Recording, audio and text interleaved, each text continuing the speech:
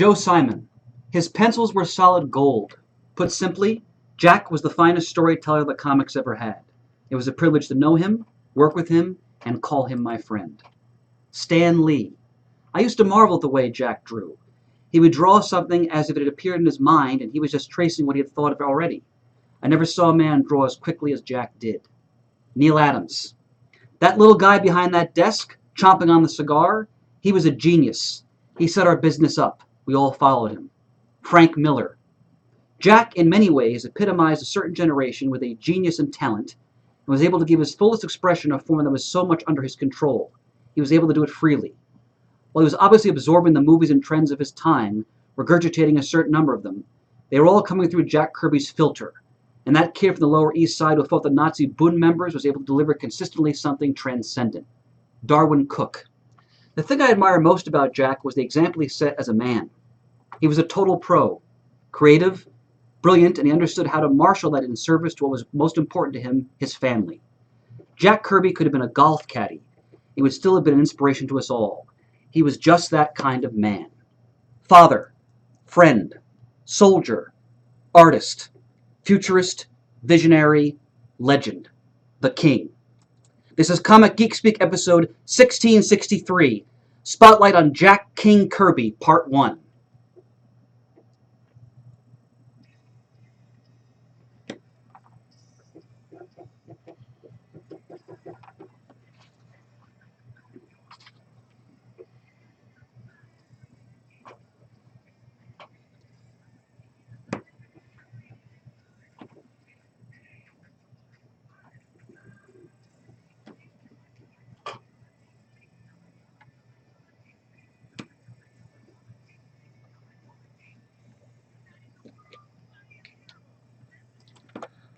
I'm Brian Chrisman. I'm Adam Murdo. And I'm Chris Eberle.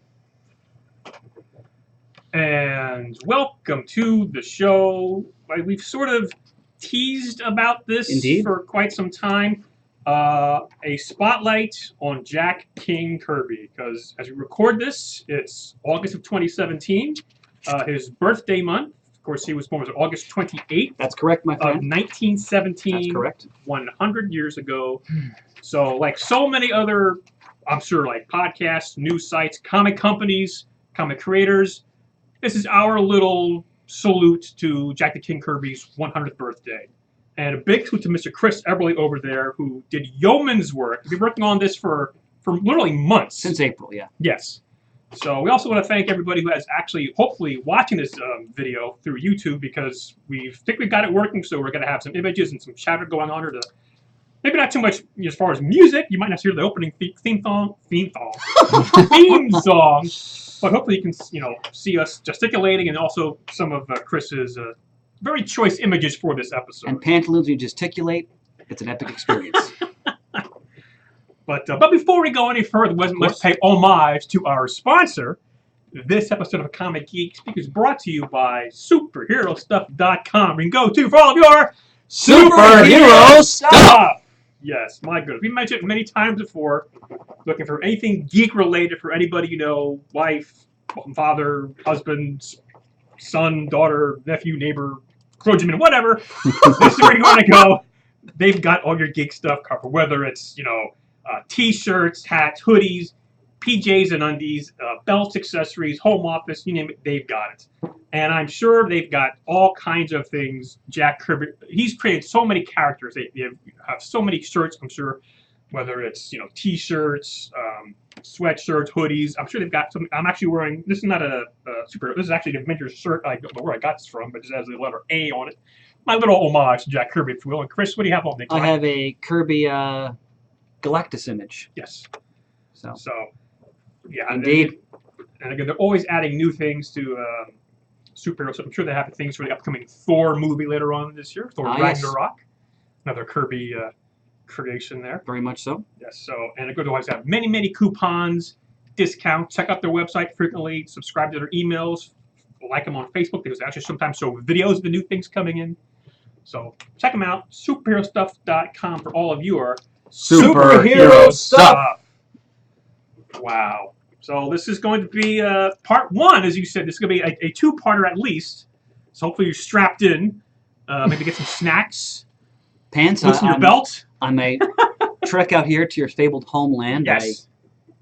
I had lunch on the way. I had another snack when I got in. I have 2 bottles of water because I'm probably going to be able to speak by the end of all this. I've already had not 1, not 2, but 3 chocolate chip cookies from Entenmann's. And that was sinful in your eyes, wasn't it? Because you don't put. I'm going to eat more of them. You know, stop it. Okay, Paul. It's not about this. Not about the cookies. It's about the content of Jack Kirby. I'm sure the man loved his cookies as well. But Entenmann's give us free stuff. come on, let's get to the task at hand. So, Chris, of course, you're our resident historian because you actually are the historian, more or less. So I'm a student of history. Student I never of call history. myself Oh, a okay. historian. So you're a student of I'm a history. student of history. You're also a teacher, so you have given us this wonderful outline. And I don't know how you got it down to only 11 pages, for goodness sake, for Jack Kirby's career. I mean, we can go on. Again, disclaimers. You know, this is going to be just our take on it. We're no experts. We're fans. Hopefully, people have other thoughts out there, have done their own creative endeavors for celebrating Kirby's birthday. And there's other podcasts doing it. And of course, all the DC and Marvel doing like special covers, special like content for Jack Kirby for this month. Not to mention, just recently, Disney held their award ceremony called Legends, and they inducted both Lee and Kirby. I saw the clip of it on YouTube into this pantheon of Disney-related legends. Of course, Disney owns Marvel now. Yes.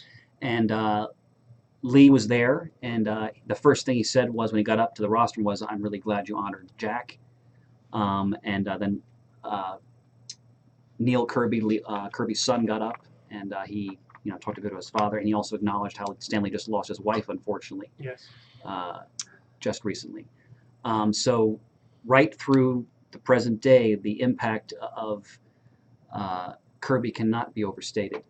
And that's a good disclaimer you mentioned there, Pants, because when I went into this, I said, all right, there are people out there who are very much experts on Kirby. Mark Evanier, for instance. Well, I couldn't have done this without Mark Evanier. Yes. A lot of the research, a significant portion of it I pulled from things he wrote, because Evanier knew Kirby for over 20 years. He was his production assistant for a time. Yeah, so he is one of the authorities on all things Kirby. So when I went into this, I said, all right, there's no way I can do like a comprehensive assessment of Kirby, because it's just not possible in the 2 or 3 or 4 hours we're going to spend on this in total. So disclaimer, like Pants was saying, that this is our tribute to someone. One of the main reasons we're sitting here right now is because of Jack Kirby. One of the main reasons why anybody appreciates the American comic book, the superhero concept, is because of Jack Kirby. And I felt going into his centennial, we should say something about how important this man was and is ongoing to this uniquely American medium. So when I started tackling this back in the spring, I started I'm going to do it like an overview of his life, both what happened in his life, his triumphs, his many trials and tribulations, which we'll talk about, and also just about the work itself, of course, and right through the present day, and then the recent settlement with Marvel that his family undertook, and so forth. So we're going to touch upon all, I would like to say most, if not all, of the key moments in his professional and creative life, but in no way is this going to be comprehensive. Oh my God, no.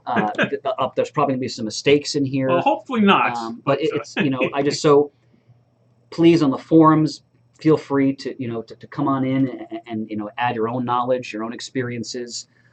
One thing I want to say right off the bat is, as I went through this research, it struck me yet again how sad I am that I never got to meet Jack Kirby, because he died in 1994, and I didn't really start going to conventions, like bigger ones, until the year after that.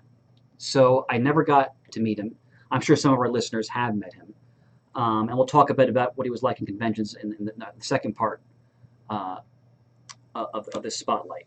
But this was a very personal endeavor for me, because this man is so important. Even though I never met Jack Kirby, the more I read about him, the more I felt like I was reading about my own grandfather, who came from that same era and who's still alive, actually, one of my 2 grandfathers.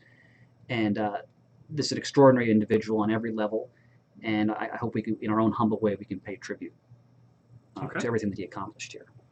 So, yes, gosh, very well spoken there, Chris. Thanks, honey. As always. let me just start a little bit about. I guess you want to how we first. Yeah, please do. Okay, so how Please we do. first sort of Yep. got into hearing about Jack Kirby. As I mentioned in our really recent episode, which is our top 5 favorite childhood comics, which by the way was a wonderful episode. We've got some great feedback That was on fun. that and a lot of great posts about that. So I was born in '69 and started getting comics maybe like 75, 76, 77. So I don't think I had any Jack Kirby comics because I was mostly DC. I didn't have any Marvel stuff, but I did get the Origins of Marvel Comics. Oh, I did have that, and okay, you wanna pause the video there for a second, sir? So this was probably the first thing I read of Marvel Comics, no pun intended thing, and so I read the Fantastic Four #1, and I don't remember being too impressed by that and knowing who Jack Kirby was. But the other story in here was Fantastic Four #55 with the Thing and Silver Surfer, and that I definitely noticed. Ooh, this art with Surfer and Thing was really really cool. But you know, as a kid, I didn't know who Kirby was. But I just made a mental note of that. I remember reading that as a kid. Not so much. I guess he was also the Avengers. Was the Avengers in here? I don't think the Avengers, but Thor was in here. Thor, Journey to Thor, Journey to Mystery, yes, 183. Yes.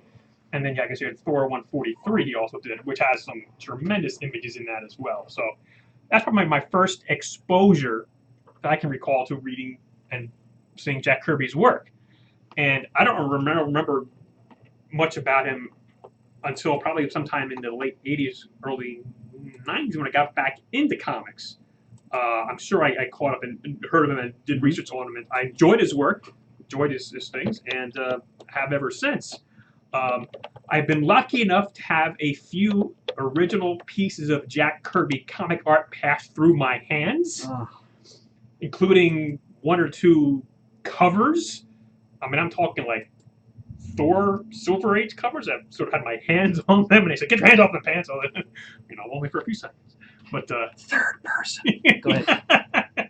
But you know, just looking at the art is just so amazing. And you know, I've heard so many stories about different inkers he's had, but just looking, you can tell it's Jack Kirby art, no matter who the inker is from my perspective.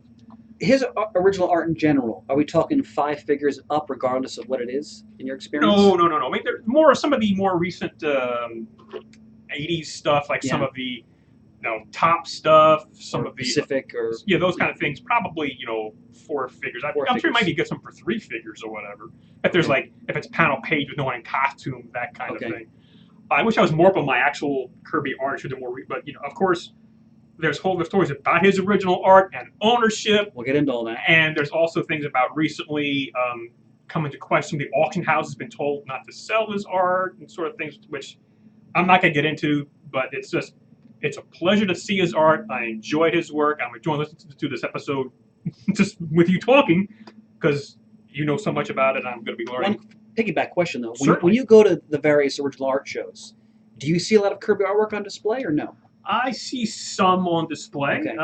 I've seen early Avengers pages from like single-digit issue Avengers pages, single numbered Hulk pages.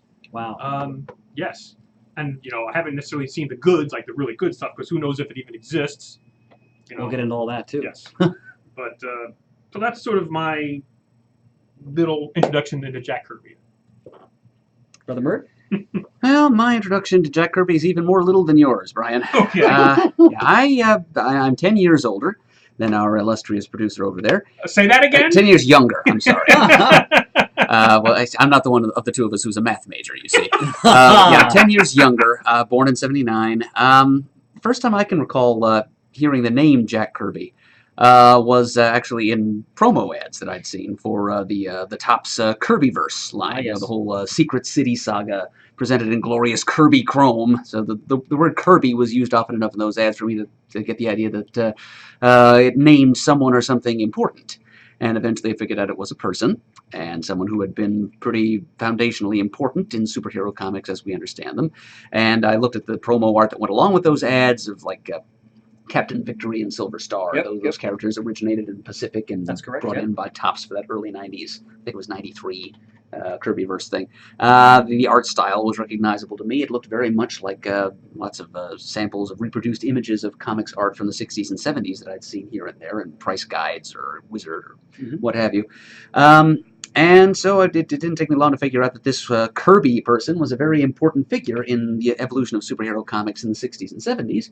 And it wasn't much longer after that when I realized that his influence extended even further back in history and even it cast an even broader pall over these superhero comics we know and love. But yeah, it was a very distinctive art style, and I learned to recognize it when I saw it or tributes to it in comics that I encountered here and there. And it just kind of finally occurred to me that this was a god among comics men. And of course, just around the time I came to this realization, he actually probably just before I came to this realization, the man himself had passed away in 1994. Started reading comics in '92, and shortly thereafter, the man was no longer among us.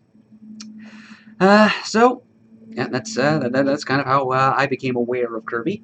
As far as actually reading a story that he produced, I think the first one of his stories I read was either one of his giant monster stories from the Atlas era.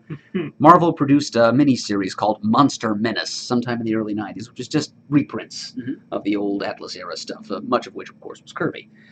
So I could very well have seen my first full-length Kirby story there, or perhaps it was from Fantastic Four number 51, This Man, This Monster, which was reproduced in its entirety in the hardcover history book by Les Daniels, Marvel, 50 Years of the World's Favorite Superheroes, or something. I'm paraphrasing the title. Apologies, but I know I read that thing there, and that was...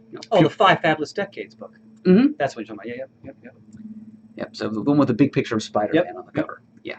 So that reproduced sample pages of various stories, but that story it reprinted in its entirety. And we'll talk about it. Pure Kirby, and so that's where I came to sort of understand the hallmarks of Kirby's art and his creativity. Just this sort of explosive, primordial energy that suffused everything he did. These larger-than-life, big, blocky figures with their distinctively sort of squarish heads, protruding brows, and there's no mistaking stuff that Kirby drew. It's one of the easiest art styles to recognize, and its DNA is evident in the styles of many, many other creators that have followed him. So, very influential figure. I can't honestly say I've ever counted him as one of my favorite creators, but there's no denying, and I would never dare to deny, his power and his influence on this medium and the various genres that have appeared within it, several of which he basically single-handedly or in collaboration with Joe Simon, he created himself. So, yep, Titan among comics men, and let's give him his due. Let's get that charge of electricity when Mert gives an introduction like that. Magnificent, my friend. Pants, my introduction was similar to yours in that, I mentioned this many times in other recordings, when family friends, and I remember who they were, I was a very young kid, they gave me their copy of Origins of Marvel Comics. And I was a comic reader at that point, but again, sporadic, what could we find in flea markets, what could we find in convenience stores. I didn't have a comic shop I was going to yet until G.I. Joe came out, and that directed me towards comic shops. But so I'd seen Kirby artwork, but I was still kind of in a sense of who he was. But I started to recognize, as Mert was pointing out, the style. And in the Origins of Marvel Comics, that Fantastic Four 55, the Thing Surfer battle, especially blew me away. I was totally taken in by that from the first moment I opened it, began reading it. Just the epic battle between the Thing and the Surfer, how they demolish these abandoned tenements, and just the sheer dynamic action, explosive energy captured in those scenes. But also, when you visit those stories as an older reader, the tenderness. Kirby could draw any kind of scene and make it compelling, like Alicia Masters playing the guitar and trying to, awaken the Surfer's humanity. Like, he could do it all. And then in that wonderful Thor, I think it's 144, in the Origins of Marvel Comics. 143, forgive me, yes. The Enchanters. And I remember opening the book and I see Thor in a soda shop, slurping, like an ice cream soda or a frothy root beer or something like that. And I was like, wow, I never imagined seeing an iconic superhero sitting down at the soda fountain to have a shake or a root beer or whatever. And I was just even a thunder god may feel the pangs of thirst. And and like all like the groovy swinging kids of the 60s want to hear stories about Asgard and so forth. And but again, I was just even then I was like, wow, it's Thor, and he's hanging out with regular people, and he's having a soda and so forth. And I was so struck by that. And some of my favorite Kirby art is Thor from the Silver Age. Mm-hmm. And that issue really awakened me to the grandeur and the power of Kirby. When you see his renderings of the enchanters, of Odin the All-Father, of Balder the Brave, Sif, Asgard itself, Heimdall. I mean, it just, as a young kid, obviously I would never encourage kids to be taking psychedelics, but it was like blew my mind off the top of my head, like just seeing these images. It was like a non-psychedelic experience for a little boy to open that book and see that imagery.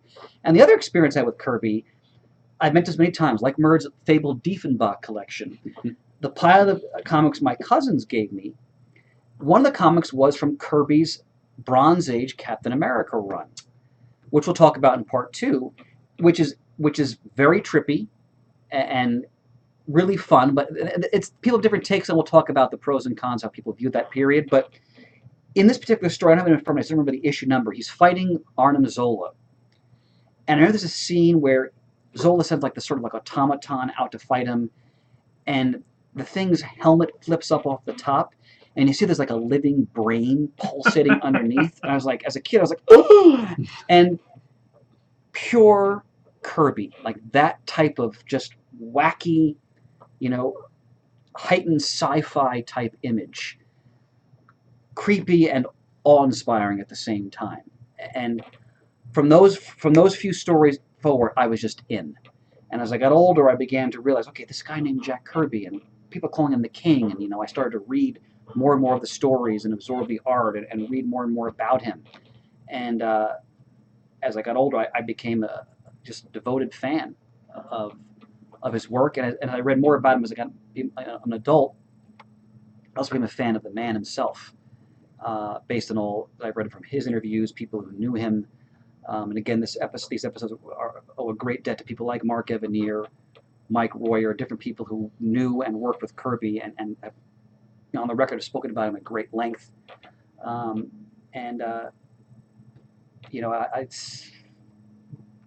Preparing this episode just reaffirmed for me not only why I love comics so much, but why his work is so important to me personally as a lover of the medium, but also to the medium in general. So I'm raring to go. Yeah, and looking forward to this. I looked over the outline you did, and I knew some of the things, but you can't possibly know everything about them. And I don't even pretend to know that. Forget just, it. A fascinating individual, tremendous artist, and just so many hardships he's gone through, ups and downs, and in favor, out of favor. It's, Well, one of the key things I hope people catch up on as we go through these 2 episodes is that, and that's why I use that Darwin Cook quote in the beginning.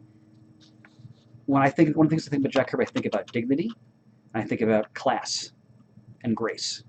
Because as you said, Pans, he went through a lot of hardship in his life, professional, economic, personal, and we're going to get into a lot of that. And one thing I want to say up front, because it's a big part of what we're going to be talking about, especially getting into the 60s and 70s, is his relationship with Stan Lee. You can't get away from and that. The controversies that surround that. And we're going to go into all that in some length. Well, you're going to go into all that. But we'll be here to say, oh boy, he said that, did he? Notice how Pants always underestimates his greatness. But anyway, stop it. so we're going to get into all that, but I just want to emphasize up front, that topic, some people get very heated about that. They get very passionate. It's one of our CGS great debates. Yeah, exactly. That was a damn good episode years ago. The way I'm approaching it is I'm not going to be an apologist for either man. I don't buy into the,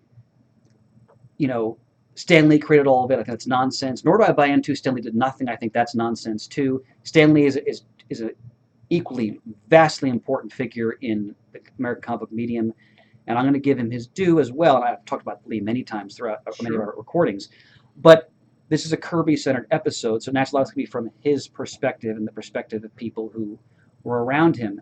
So we're going to be looking at some stuff that's tough to look at or to address, in that, Stan Lee doesn't always come out looking great in some of these circumstances we're looking at. And a lot of my research is just quotes these men have said in public. Now, people have changed their views over time. People are angry when they say certain things. That has to be taken into account as well. Like we're going to look at an interview Kirby gave in 1989 to Gary Groth, the Comics Journal, which is a very controversial interview where he said some things that you just know are just not factual.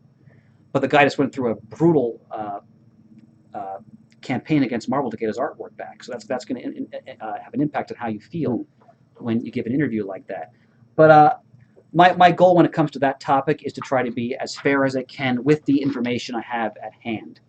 The interviews I've read, the history I've looked over, and so forth. And I just want to, again, even in that area, my goal is to emphasize how important Kirby was and is, and just the massive contribution he made to comics and, of course, to the Marvel Universe in particular. So, Hear, hear. let's do it. Well, the ball's in your court. The ball's in your court. It's 10th and it's 1st and 10. I don't know. Well, one thing I want to emphasize right off the bat, okay? Oh, the Jack Kirby collector. All right. None of this episode is done without Tomorrow's and the Jack Kirby collector. Face camera 3, please. Yes. Thank you.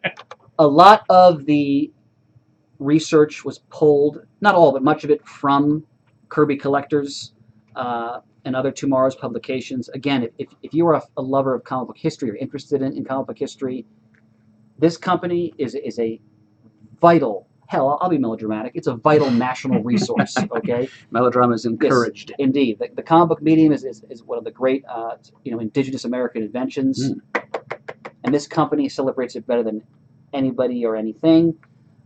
Kirby Collector, Back Issue Magazine, Alter Ego. We just got in the new sample copy of History on Reed Crandall, for example. They do specific books on various artists, like Reed Crandall, for example. As Kirby once wrote on the cover of his Jimmy Olsen books, don't think, buy it. All right, so tip of the hat to John Morrow and the whole gang over at Tomorrow's, because none of this work will be done without it. Yes. Now, I'm going to read from, this is in Kirby's own words, just to kind of start us off here. This is from the Jack Kirby Collector #1. And this is a little biographical blurb he wrote for the National Cartoonist Society. Now, there's not a year here, but I'm guessing by what he wrote, I'm going to say this was written in the 1970s, is my guess. Underprivileged by birth on New York's Lower East Side in summer of August 28, 1917. Overprivileged by 40 years of experience in every facet of comics and still going strong. Started in animation, switched to weekly syndicated strips, and helped to pioneer the early comic magazine. After initiating the action format with Captain America, was pushed into the real thing with the Third Army at Metz in 1943. Emerged with frozen feet but scalp intact, continued to innovating with comic themes. Created a ton of superheroes for Marvel, and am now trying newer concepts. Tolerated by my wife for 37 years, I'm still aiming to win acceptance of my 4 children and 2 grandchildren. And puts that at 79 then, wouldn't it? He married Roz in 42. Oh, Mert. See? Mad. Yep. Well done. All right. It has its uses, I must admit. So by 79, he's moving into the end of his career in animation, which we'll talk about in part 2. Thank you, Mert. Well done. Notice how Kirby emphasizes family at the end. One thing we're going to return to again and again in these episodes is how family was at the core of his life. That was driving his mission, so to speak. That's what kept him at the drawing table. People have to understand that Jack Kirby's work ethic was literally superhuman. Yes, I mean, good God! Just from what I know, how many comics was he working on a month? Like the heyday of the '60s, but 3, 4 a month it seemed. Avengers, X-Men, Fantastic Four, Hulks. Well, some of these overlapping. Some of these, when you think about, some are like 8 times a year. The way we'll get to this when we get to the Marvel period, sure. But quickly, a lot of the books he started it off and then it was handed off to another artist. But you're correct in that he consistently was working on simultaneously during the Marvel Age or the Silver Age. Fantastic Four, Thor, Captain America. Captain America, yes. First in Tales of Suspense and then over into when it became the Cap's own title. Those 3 in particular, and then of course he was doing covers. He was pinups, what have you. Pinups. He was doing merchandising work. We'll get into the controversies around that. and he was also doing mentoring other artists on like what Lee wanted. And we'll talk about that. Like he was also doing layouts in a lot of books. When you look at a lot of the early Marvel Silver Age books, you'll see layouts by Jack Kirby, pencils by Don Heck or John Buscema or so forth. So he's all over Marvel, obviously in the Silver Age. Now, and to answer your other question, because I got this from Mark Evanier, some of his writings. Apparently, to answer your question, Pants, in his height in 1960s and 70s, Kirby was producing, now listen to this, approximately 15 pages per week. Jiminy gods! Again, that's 5 days a week. Work. That's like 3 pages a day. He was working 10 to 16-hour work days. Oh my gosh! So I don't think there's anybody today who comes anywhere close to anything like that. No, my gosh. But again, that is an example of this is a man driven, and you'll find this often in people who went through the Depression. I'll talk more about that in a moment. Yeah. A man driven to provide. Sure. For his family, and in a time period where comic book artists had no security really at all. So he had to keep working, or the fear was, I won't have a job. So we're going to return to that theme repeatedly as we go through this material. So, all right, a little bit of opening biographical information. So Kirby, as you mentioned, was born August 28th, 1917. His parents were from Austria, and they were Austrian Jewish immigrants. And of course, he was born Jacob Kurtzberg, where Jack Kirby is not his birth name. And his parents were Benjamin and Rose Kurtzberg, and of course, he lived on the Lower East Side of Manhattan. Now, and his father was a garment worker. And Kirby talked about how growing up, he'd see his father, trying to find work, keep work, working in these very sort of tedious, arduous jobs, sort of like an assembly line process in these garment factories. That really stuck with him. He wanted to try to escape, all right, that type of work environment.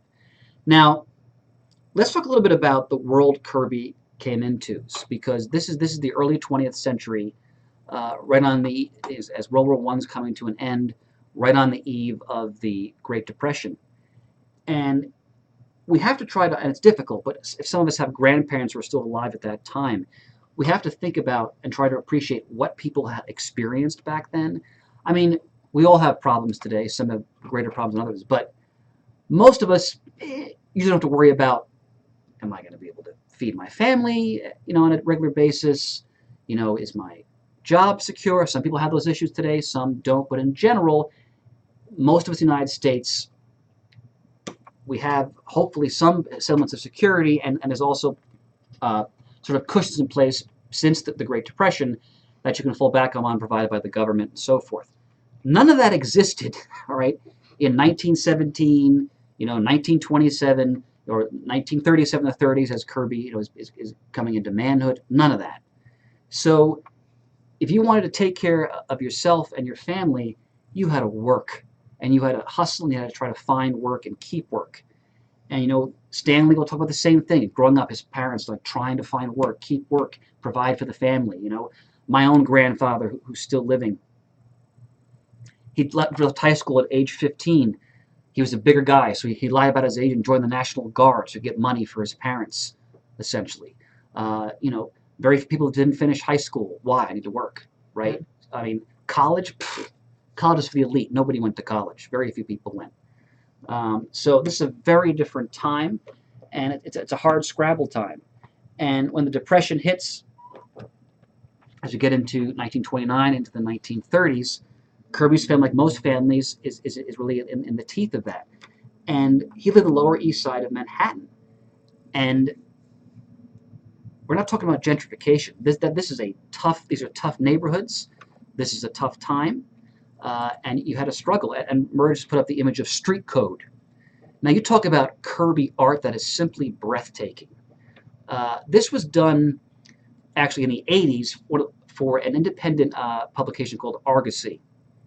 And the publisher owned a comic shop, Kirby knew him, and Kirby agreed to do this sort of autobiographical or semi-autobiographical tale about growing up in the 20s and 30s in Lower East Side. Now, if you look at the detail on this page, In the preceding page of the story, a scuffle breaks out between some kids, and it kind of spills out into the street. I mean, you can see when you look at this art, this is so much obviously from Kirby's memories of his childhood on those mean streets, so to speak, like the fruit vendor, the police officer. Notice the ice wagon. Yeah. There was no forget big box. The clotheslines. Yep. Oh, yeah. Forget big box stores. Forget large supermarkets. None of that existed.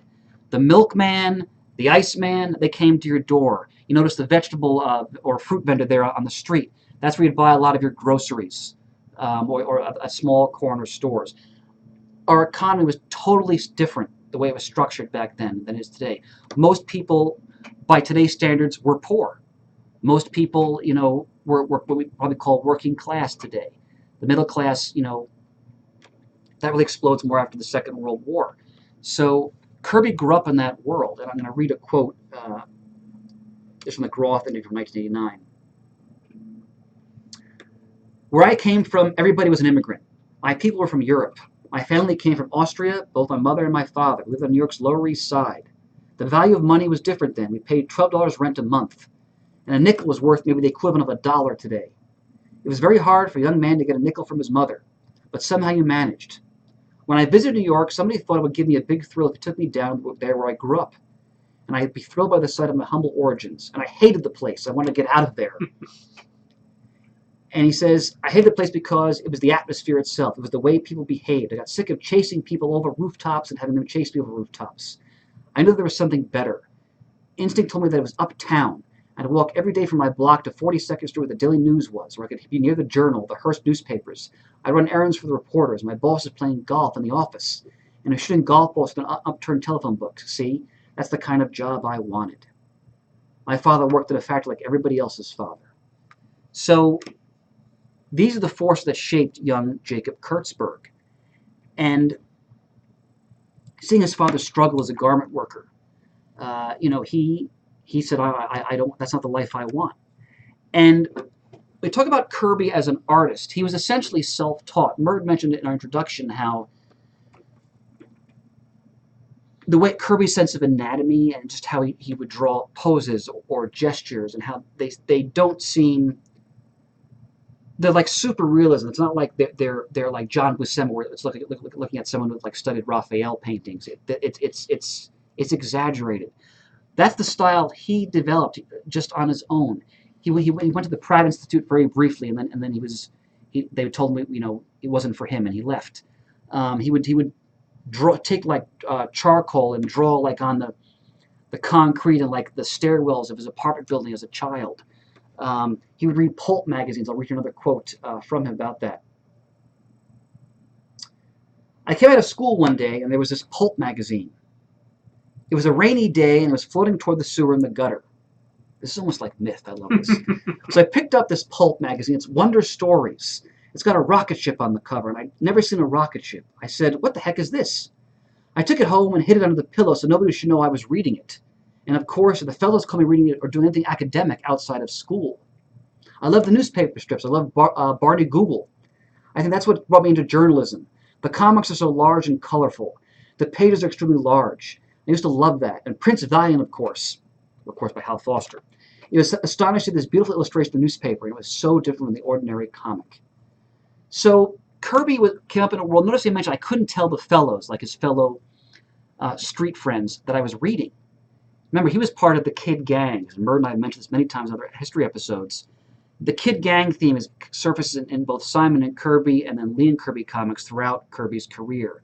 Think about, Boy Commandos, Boys Ranch, which he did for Harvey in the 1950s. Think about, of course, the Yancey Street Gang with The Thing and Fantastic Four. Boy Explorers, all these, the Newsboy Legion, which is also from the Golden Age. So that was part of his life.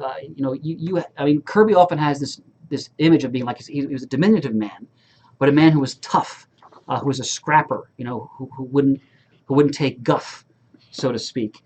And I'll read here about his experience with kid gangs. There were gangs all over the place. Some of my friends became gangsters. You became a gangster depending upon how fast you wanted a suit. Gangsters weren't the stereotypes you see in the movies. I knew the real ones, and the real ones were out for big money. The average politician was crooked.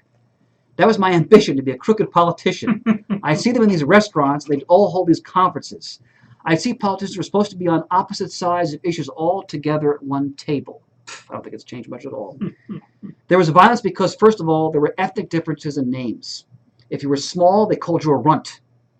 Imagine Kirby being called a runt. They had to do something about that, even if there were 5 other guys. There were a lot of ethnic slurs. There had to be. And I think in that respect, that through the fighting, the adversity, we began to know each other. I'd never seen an Irishman. I'd never seen an Italian. My family never seen an Italian. My family came from Central Europe, see, and they saw Germans and Austrians. They had to grow up sometime. The fellows who grew early, they were in jeopardy. They became the cops and the crooks became the gangsters. The crooks became the Al Capones. And that street code image Murd had up on the screen before, that was Kirby's childhood, all right? And when I think about my grandfathers who grew up, they're both a little bit younger than Kirby, although not by much. They had similar experiences, you know, riding rail cars, sneaking into movie theaters, you know, stealing, you know, food or candy or small things, getting into scraps with other neighborhood gangs. You know, this was a very urban, working class, challenging environment, and it clearly had an enormous impact on who Jack Kirby came to be. Now, we should mention that Kirby was different, though, in that he realized, as I mentioned earlier, he wanted to get out of that life. And in many of these urban environments in the Great Depression era, there would be boys' clubs where young men could turn if they wanted to try to escape the life of a street hoodlum, so to speak, and sort of channel all that, sort of that, you know, that raucous energy into sort of more constructive endeavors. And Kirby joined a group called the Boys Brotherhood Republic, which still exists today. Wow. I don't know if I've ever heard of that. Yep. And some of his first work as an artist was doing illustrations for the Boys Brotherhood Republic newspaper. And, you know, he and other young men who joined that group credit them for helping sort of put them in the right direction. So when you think about some of the movies that are like a lot of the James Cagney movies, where Cagney is playing a gangster or something like that, they'd often show like someone like these boys' clubs or kid gangs that were like influenced by him, and how like the Pat Ryan Priest character like steer the kids away from that influence, and that's all the world Kirby came from. And Kirby, by the way, was a huge movie fan.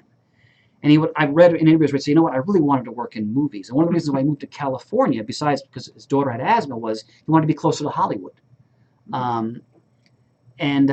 He'd talk about how his mother would have to go to the movie houses, and all the ushers apparently knew his mother.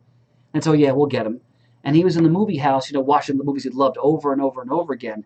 And that clearly had also a huge impact, of course, a formative impact on the artist that he became.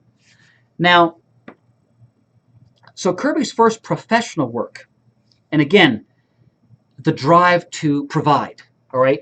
Like many young men of that time, he had to go out and work to help his family. Now think about today, like the concept of a teenager, that didn't exist. They would have laughed at that concept. Everybody had to work, all right? You weren't going to college. You had to go out and get a job in most cases to help provide for your family. As I mentioned, many people didn't even finish high school. They had to work. Or they said, why am I going to high school? I need to get a job. So there was always that drive from when he was with his parents all the way to when he had his own family, to really the end of his life. I need to provide for my parents, my wife, my children, etc. So Kirby got his first job working for something called the Lincoln Newspaper Syndicate. And he worked for them, and again, these dates are approximate, 1936 to 1939. And he used aliases at this point. He wasn't known as Jack Kirby yet, or pseudonyms. Yeah, I just wanted to ask you at some point, because I don't want to interrupt you because you're doing it so well, but when did he become Jack Kirby? When did he use the name Jack Kirby? Pantaloons, I live for your interruptions. Anytime, honey poo, anytime. Okay. So we'll get to that shortly. Oh, right. I didn't mean to jump the gun. Not at all, my friend. So early aliases, like if someone wants to collect, you know, reprints of early Jack Kirby work, look for names like Jack Curtis. That was one he often used. 2 S's. Yes, 2 S's. Thank you, sir. Bob Brown. I didn't know either of those names. Yeah, that's just a couple. There were more than that. And I guess you sort of had to at that time. Well, think about it. If you if you want to get as much work as you can, you want to appear as many different people, right, or artists as you can to kind of spread out the amount of work you can snag. And he did various strips for the. Remember, just so people understand, a syndicate means they're providing newspaper strips to a variety of different newspapers across the country. Yeah, exactly. And you are providing work to that syndicate, and they're shopping it out, so to speak. We'll talk about how Kirby did the Skymaster strip in the late 1950s. Wally Wood inked some of those, and that's another controversy we'll get into when we get to that period. And that was syndicated in about 300 Is this pages. episode going to be under 3 hours? I doubt it. Oh my God, this is part 1. Indeed. Man, oh man. And I'm digging it, though. I didn't mean to put that as a slight. I mean, I'm digging it, but I had no nap today, sir. I love when he gets groovy like that, don't you? Now, so we have to remember that also comic books don't really, in the time period he's starting to work, comic books are just starting to exist. 35, I guess, was New Fun Comics around that time. Remember, you had the first comic book. Think about Major Malcolm Wheeler Nicholson, as you mentioned, he came up with the novel idea of packaging newspaper strips. Packaging the strips, right. In a comic. Newspaper strips were the gold standard. Oh, Who are some of Kirby's heroes? He mentioned Prince Valiant in that one quote. Milton Caniff, Terry and the Pirates, right? Alex Raymond, Flash Gordon. Alex Raymond, like these are like the icons, right, of these up and coming comic book artists, so to speak. So they're all being influenced by these icons. Now, then Kirby goes to work, and this I find very interesting. We all know the Fleischer Studios. I'm sure we've all seen those wonderful Superman which I think are still amazing to watch. Yeah, I mean, way ahead of their time. Way ahead, absolutely. And he went to work for them in 1939, and Kirby hated this job. He was an in-betweener. What that meant was, so as you know, so that if you're going to draw, and one of the characters did was Popeye. So if you're going to draw I just got a chill. I am what I am. If you're going to draw... Great. If you're going to draw Popeye like punching or walking, that's several different drawings for that one motion. Mm-hmm. As the in-betweener, Kirby was drawing maybe like this motion, right? Or like the foot moving a little bit. And it was like it was driving him mad. He said, I felt like I was doing my father's work, like on an assembly line. I said, I had to get out. Mm-hmm. And he was clearly very ambitious, very aggressive with his energy. I mean, already the work ethic was clearly there. And he didn't stay with Fleischer for long. Had a very tedious, and again, too reminiscent of the grind of his father's work that he saw his father struggling with as he was growing up. So he found his way to, and this name should get comic book fans' hearts palpitating, the Eisner-Iger shop. Oh, man. Let's explain the shop concept. Yeah, please do. So, predates the bullpen. Yeah, exactly. Oh, yes. So many of the early comic publishers started in pulps. We should remember that, as we mentioned with that Kirby quote, pulp magazines were enormously popular literature at the time, popular culture. And like dime novels. Like exactly. And when they'd have often great illustrations, like the Shadow was a pulp character, right? Sure. Green Hornet was a pulp character, etc. Martin Goodman, the publisher of Marvel, talk about later on. We talked about many times in other episodes. He originally did pulps. And comics started to supplant pulps as like the in thing in terms of like popular consumption when it came to reading. And publishers were looking for new comic material. Now, as Pants mentioned before, the first comics were reprints of the very popular newspaper strips. But those reprints only last for so long. And with the format selling like hotcakes, all right, we got to get new material in here. And you start to have these packagers, these shops, who would hire artists, put them in a room at a bunch of desks, and they would produce comic stories. And then the salesman for the shop would then sell them to these various publishers. For example, Marvel Comics #1, the famous issue with Submariner, the Human Torch, the Angel, that was not produced by Martin Goodman. That was produced by a shop. I want to say Funnies Incorporated, if I remember correctly, where Carl Burgos and Bill Everett worked. And they then sold that material, packaged it, and sold it to Goodman. Now, Goodman later on will then buy out those properties. But Eisner and his partner, I forgot Eisner's first name, damn it, they had a shop. Now, Will Eisner was only... He was born, I think, only 6 months before same Jack age Kirby as Kirby. So it's also his centennial. But Kirby always said, Kirby always saw him as his boss. Even when they were old men, he said, like, you're still my boss, essentially. Oh, wow.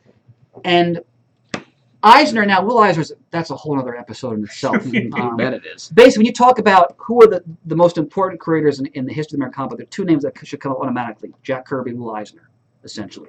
Will Eisner, as many listeners know, is basically the godfather of the graphic novel. He's his sense of style, the spirit, all of that has such a massive influence on comics. Not as many Americans are probably familiar with the name Will Eisner as they might be with Jack Kirby, but he's just as important. And Eisner had this shop, and Kirby got work there, and he did a variety of strips that then Eisner and Iger, I think Iger was more like the sales part of it or the business side, although Eisner was a very skilled businessman, as we all know, because he's one of the few creators who kept the rights to his most important creation, the Spirit. And Kirby noted how Eisner really knew what he was doing. They could really tell that he had a real savvy business sense. And one of the tragic aspects of Kirby's professional life is, and many people said this, including people who knew him well, he just did not have a good business sense. He wasn't very savvy. And then, of course, he'll be taken advantage of by that many times, as we're going to see, by people who exploited that for their own ends. That was not Will Eisner, though. And Eisner sold these strips, and Kirby worked on strips like The Diary of Dr. Hayward, Wilton of the West, The Count of Monte Cristo, all right? And again, he's learning his craft, like he's getting his chops down here. For example, other famous names move through the Eisner shop, Lou Fine, and of course the great charlatan in history of comics, Bob Kane. So, There will be no Bob Kane spotlight anytime soon. No. So, Be a pretty short episode. yeah. Most So- of it would be invective, I get the feeling. Well, Okay, use a big word again. You shouldn't do that in front of me. Cuss how words. about No, thank vitriol? Kane definitely has his place, but it's not the place he thought it was, and he made it appear to be. That's the most polite way to say it. Okay. And as an aside, I'm so glad they're finally acknowledging Bill Finger now when they have Batman images in media and so forth. Primarily the real creator of Batman. Anyway, so Kirby's... Think about the excitement of... We're looking at now in hindsight, all these giants all mixing together, Yeah, right? I mean, All working together. And like nobody knew what this was going to turn into. Like these were jobs; they did the work, right? And they're working like animals. That's the golden age. Yeah. In most cases, they're hustling. Yeah. This is scrappy, hard scrabble work. And I want to share an anecdote from Eisner about Kirby. They worked in the shop. They had a towel service, like you wash your hands, Okay. like in the washroom or what have you. Mm-hmm. And Kirby was in the room drawing, and apparently Eisner got his towels from a company that was really a mafia front. And Eisner actually, let me find the exact quote. I'm going to pull it up right now. Here it is. Meanwhile, for your amusement. And Murd has put up a great Eisner image of his sort of recounting of that experience. You can't let those mafiosi push you around. Okay, Jack, okay. Comics are a world of bad guys and good guys. That is why Jack King is here. So I'm going to read the quote from this. There are certain stories that just capture the essence of Kirby, and this is one of them. So, okay, here we go. Jack was a little fellow. This is Will Eisner talking. He thought he was John Garfield, who was a famous actor of that time period who would often portray gangsters. Very tough, very tough. He was a very little fellow, a very good fellow, but very tough. We moved to a new office in a nice office building. We had a towel service for the artists so they could wash up. The people who supplied the towels, however, were mafia. They were charging more and more money, so my partner Iger said, look, let's find another towel service that's cheaper. Because at that time, we had 10 to 15 artists, it was beginning to cost money. So I called them and said, look, we would like to find another towel service. So I get a visit from their salesman. He had a white tie, a black hat, and a broken nose, Scarface. And he came in and said, are you really not happy with the service? I said, well, we want to find another. He said, there's nobody else that can service this building. We're beginning to talk loud in the other room, and comes Jack Kirby. He says to me, Will, is he giving you a problem? I will beat him up. This is little Jack Kirby and this big guy. I said, Jack, go inside. And Jack says, no. He says, Phil, look, we don't have to take your towels. We can take other people's. The guy looked at me and said, "Who is he?" And I said, "He's my chief artist. Don't get him angry because..." So this fellow said, "Look, we want to do this friendly. We don't want to have any trouble." And Jack said, "If he comes to see you again, call me and I'll beat him up." So at the end of this, the second part, I'm going to tell a Mark Evanier story that also captures that toughness. All right, this is a man who believed clearly in fairness, in justice, and right and wrong. And this guy's exploiting my boss, and I'm not going to stand for it. Get the hell out of here. We don't want your towels anymore. Yeah. Mafia hood. All right, so and remember, this is a time period where, in these urban areas, mafia families had tremendous power. They basically controlled neighborhoods. And, the police often looked the other way and had arrangements with them and so forth. So what he did right there was dangerous, essentially. But Kirby. Mm-hmm. All right, so he works at the Eisner shop for a period of time. Then he moves out, makes a very important move in our history here, to Fox Feature Syndicate. Now, this, of course, the publishing house of Victor Fox. Now, one thing I have to mention, have you guys read Men of Tomorrow, that book? No, that's General Jones? Yeah. I know of it, but I have not read it. I know Brian Deemer's a huge fan of it. If you want to really get at the flavor of this period, the formative years of comics, read that book. Most early comics publishers were either crooks, smut peddlers, con artists, or gangsters, or all the above, or charlatans. Victor Fox would walk around the office often proclaiming to his artists, "I'm the king of comics!" And, Kirby would often jest about that, and Bill Everett worked there with him, too, and they'd say to each other, "Oh, no, you're the king of comics. You're the king of comics," essentially. But Kirby liked him. But Victor Fox, I try to find a lot about him. There's a lot of shady implications about possible, criminal activity prior to him being this publisher, maybe, con artists or just sketchy activities with finances. The early years of the comic medium is fascinating and very pulpy and very colorful. Read Men of Tomorrow, that has it all.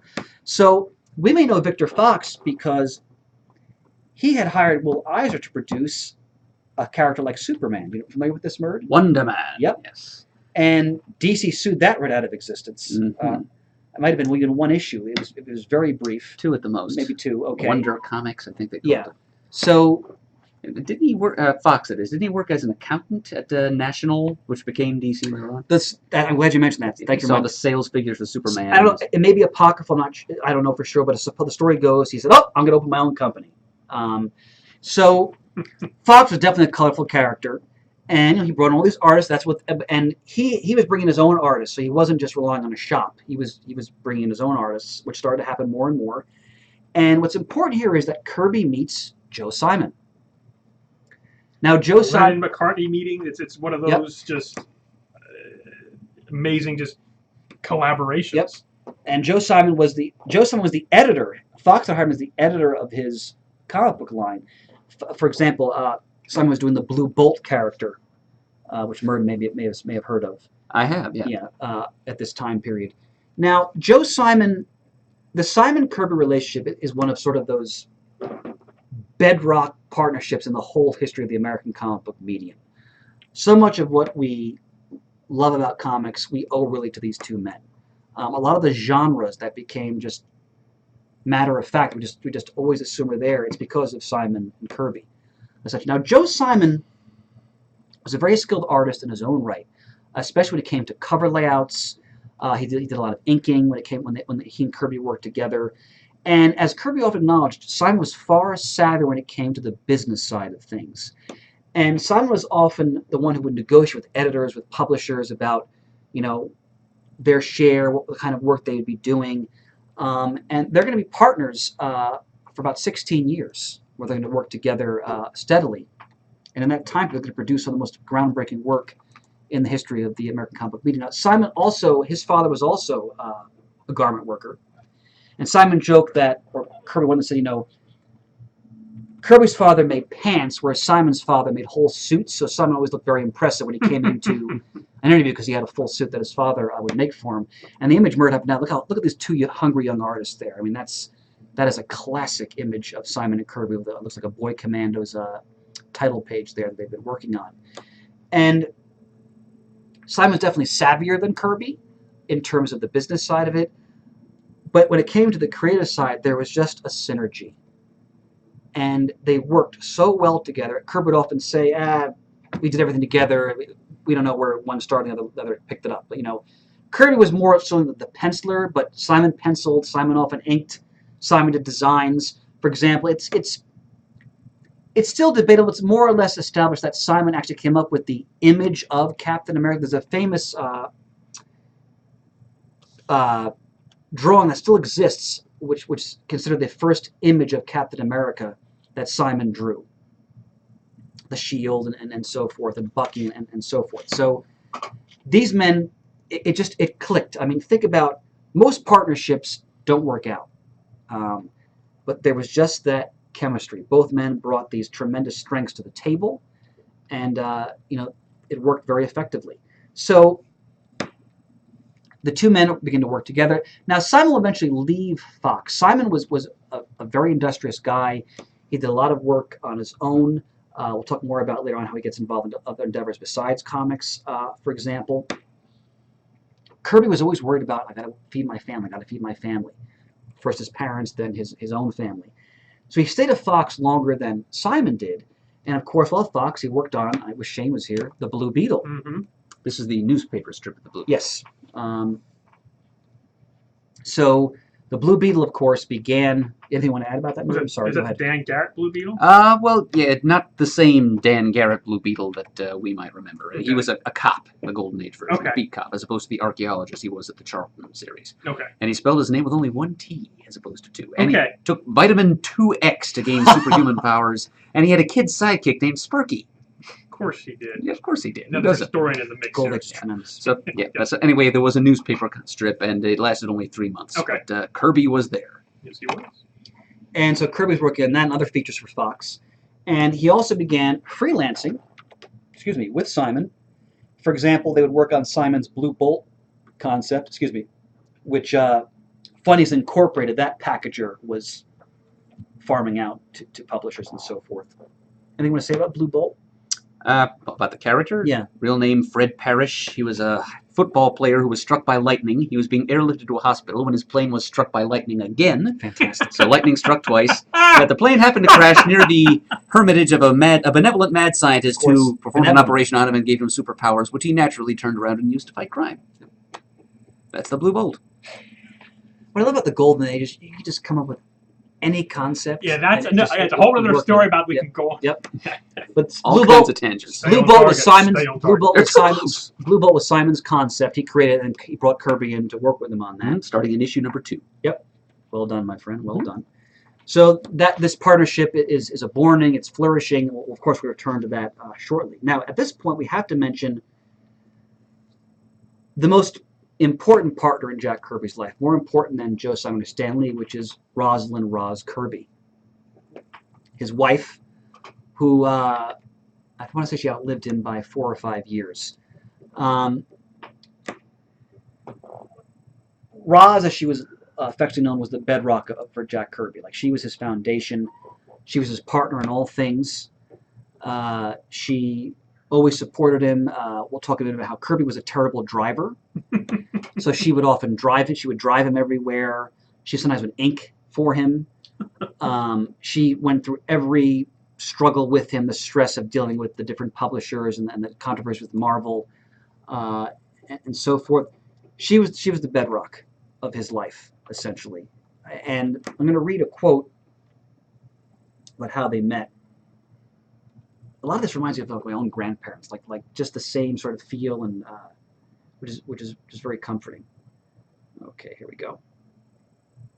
Sorry, guys. Here it is. Okay. So Jack's family lived downstairs. This is in Brooklyn, and my folks rented the apartment upstairs. So Kirby's family, it was because he was producing for them, they were able to move. The first time I came there, he was playing stickball with his friends. I was 17 and a half, and Jack was 5 years older.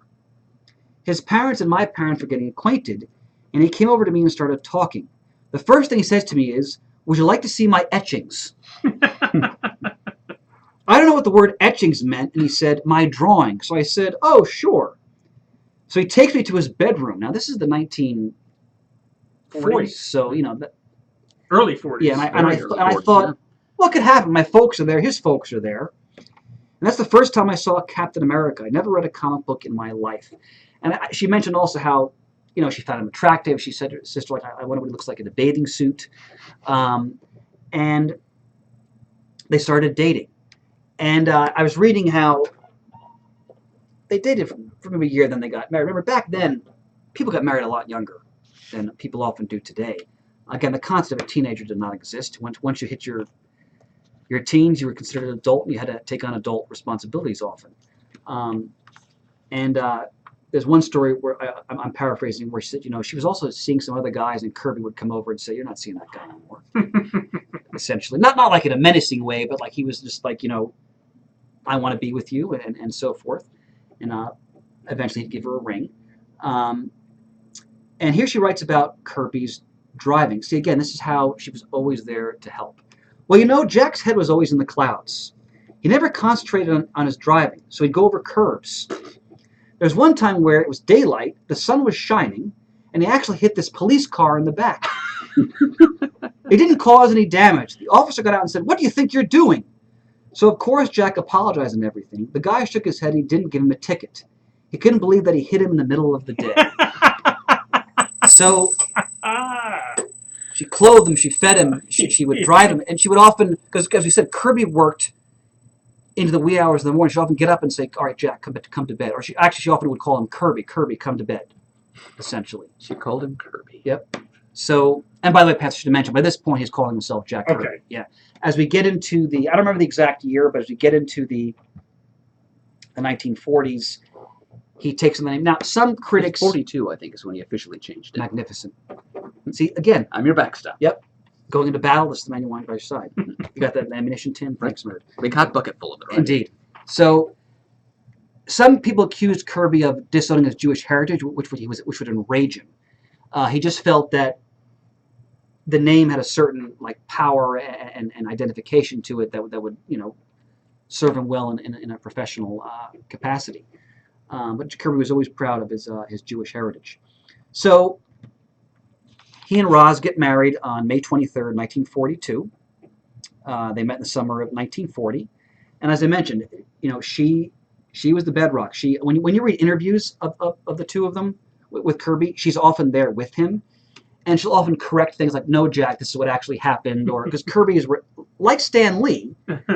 Kirby was renowned for not having always the greatest memory. Oh yeah, I mean, you're talking how many years? Yeah, trying to remember things from decades ago. Yeah. So she'd often, pipe in and make a supplemental point or correct something or so forth. So when you're talking about Jack Kirby's life, you're talking about hers because she was the linchpin for everything for him. Now, at this point, so we're getting into the 1940s, Simon and Kirby, they're a team. They go to work for Martin Goodman at what is then known as Timely Publications. Now, we've talked about Goodman many times in our various Spotlight episodes. And I have to be frank, I've done a lot of reading about Martin Goodman. I found very few nice things said about him. Now, granted, most of the things you read are by employees, and most employees often have some gripe or another about their bosses. But it's a lot of negative stuff. And none more so when you talk about the way Jack Kirby is going to be treated when we get into the Marvel Age, the Silver Age. But Goodman, like a lot of these publishers, was a very canny, shrewd, ruthless businessman. He didn't give a fig about comic books. It's not like he had a passion for this new medium. He wanted to make money. Pulps were starting to die out. And he's saying, well, all right, the comics new trend, I'm going to jump on it. And Goodman was known for being the kind of guy, as a publisher, who when he saw someone else starting a trend, he would copy that trend and flood the market, all right, with copycats, whether it's westerns or crime or romance, whatever it might be. In fact, one of the reasons why we all know how eventually he lost his distributor in the 50s and he had to take on independent news. It was DC's distributor. One of the reasons why DC limited him to 8 titles a month was they wanted to curtail his penchant for flooding the market with titles, essentially. They knew their history and didn't want to have it repeated. Exactly. So Goodman was definitely a shrewd guy, but he was a hard-edged businessman. And Kirby had done some pulp drawings for him prior to this. And now Goodman's looking for comics. He already been buying the Human Torch and Submariner packages from Funnies Incorporated, I believe. But he wanted to bring people into his office. Like, he want to stop paying the packagers, the shops. So he hires Simon and Kirby. Simon as an editor, Kirby essentially as an artist/art director to work for him in the Timely offices. And in late 1940, they come up with a new character called Captain America. And Simon and Kirby convinced Goodman to, because this was a rare at the time, to premiere Cap in his own book. Yeah. Think about most, like Superman was an action comics, Batman was detective comics. All American Comics was a sponsor, was spotlight. You just didn't necessarily see characters get their own titles. Try them out. But yeah. Captain America Comics #1. Yep. All right, cover dated March 1941. Now, Simon and Kirby are both Jewish, and by this point, World War II has begun. The United States is not directly involved in it yet. By late 40, it's looking pretty grim for the Allies. By this point, of course, Hitler's war machine has conquered much of Western Europe. The Japanese are on the march in China. Of course, they're going to attack Pearl Harbor and various British and Dutch possessions in the Pacific Rim as we get into the end of 1941.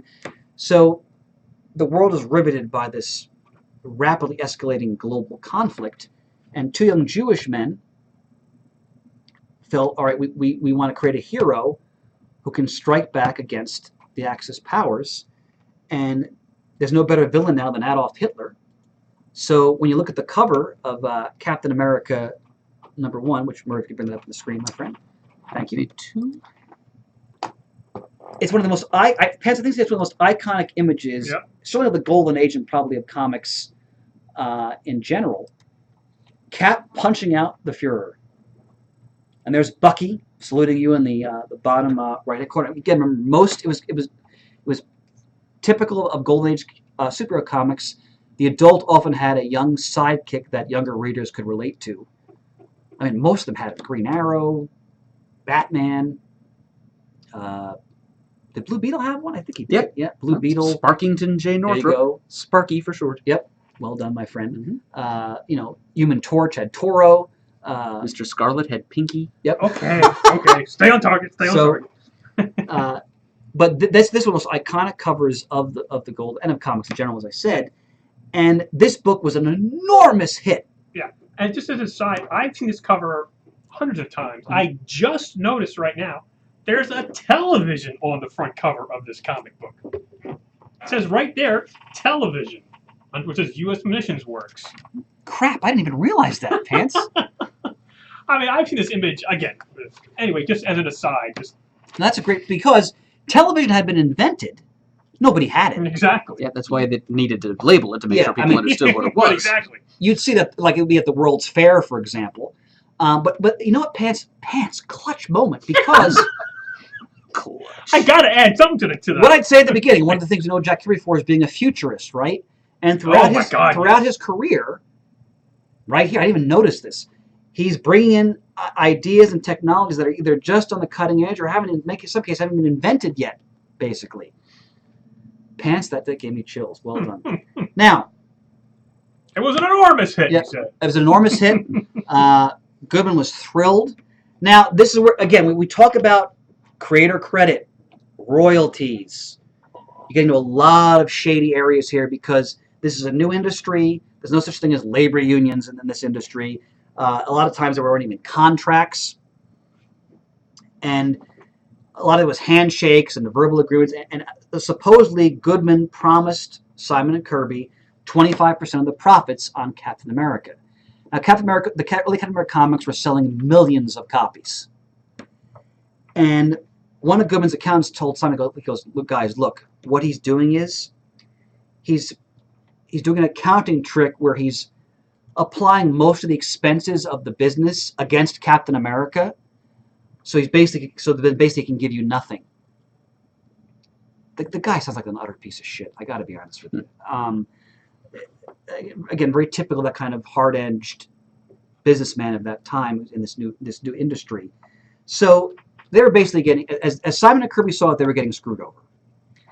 And they decide to surreptitiously go to Nationals or DC and see if they could hook up with them. Now, at the same time, while they're secretly plotting to go over to DC, they're still working in the timely offices.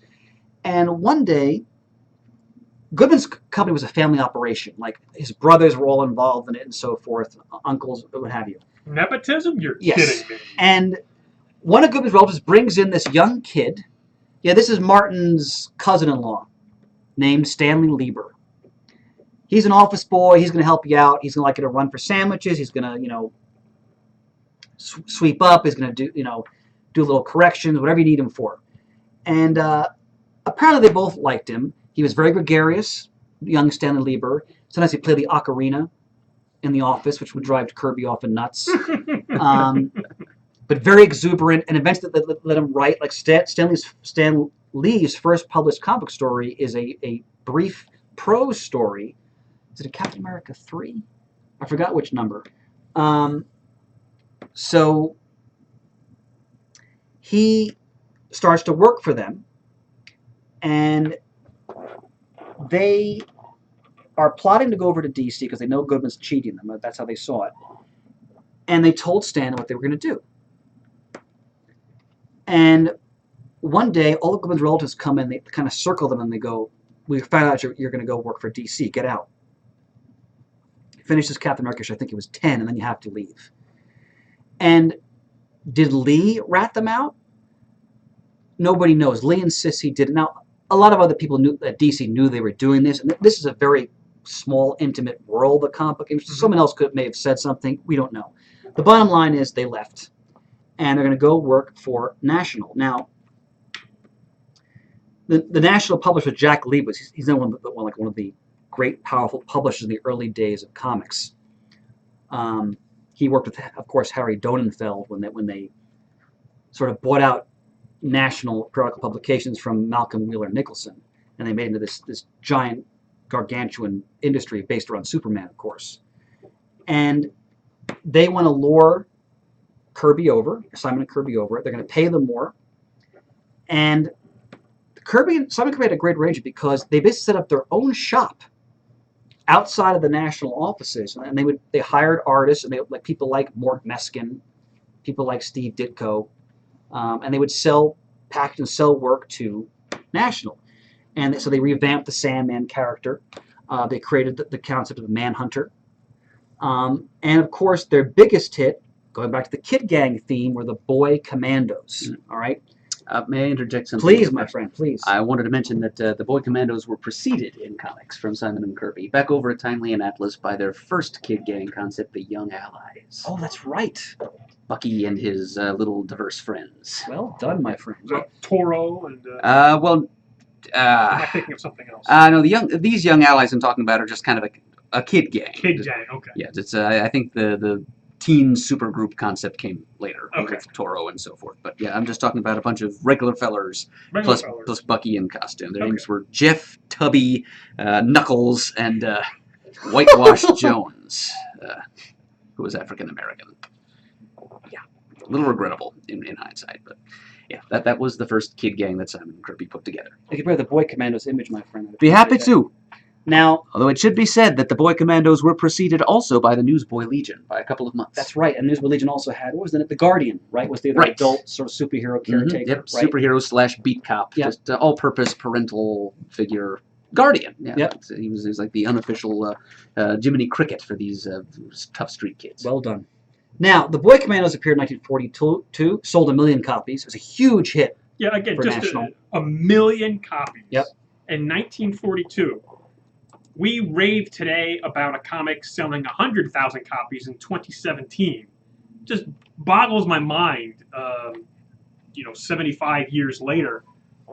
75 years later, the vast difference in sales for comics. Well, I mean, there's so many other things drawing people's attention right now.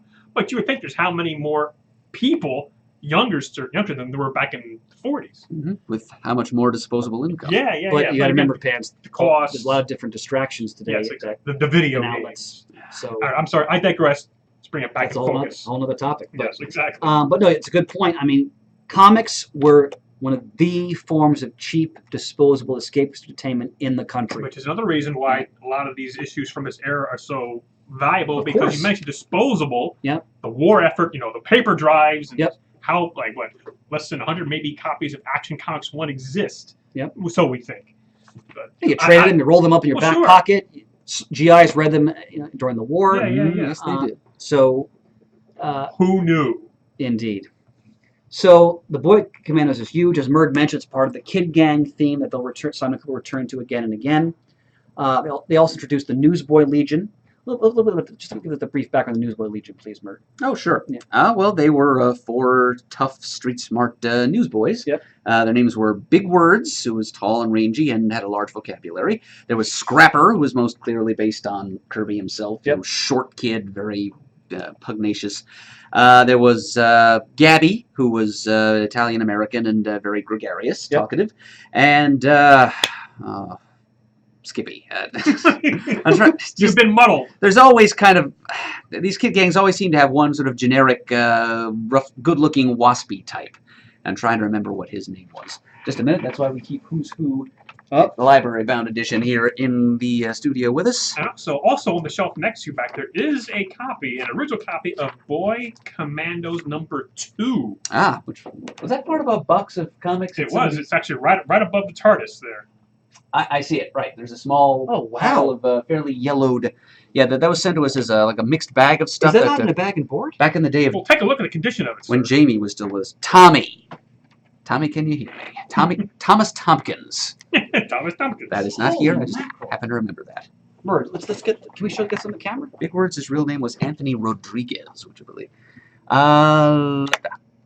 Oh, wow. Boy Commandos 2. All right, next time here, I'm going to bring a Mylar sleeve for this. I don't care what condition it's in. Okay. Holy mackerel. With their adult chaperone, Rip Carter. Yes, always a chaperone. And the Boy Commandos also had a Kirby analog. Right, in Brooklyn. Yes, who did not wear a uniform. He had a derby hat, like a turtleneck sweater, right? Not Tommy A little guns. too big for him. Yep. So Simon and Kirby, like Siegel and Schuster, this is like a proven name in comics. In fact, think about it. They're one of the few creators who actually have their names on the covers of comics, like a Simon and Kirby production, which was very rare for that time period. You don't hear too much about that in that time frame. Creators getting credit in the books, let alone on the cover of the books, for goodness sake. Yeah, so it showed they were clearly a proven commodity. I mean, Leibowitz lured them over with better money, and Goodman was incensed because he felt like they were being duplicitous. They cheated him by surreptitiously working with DC.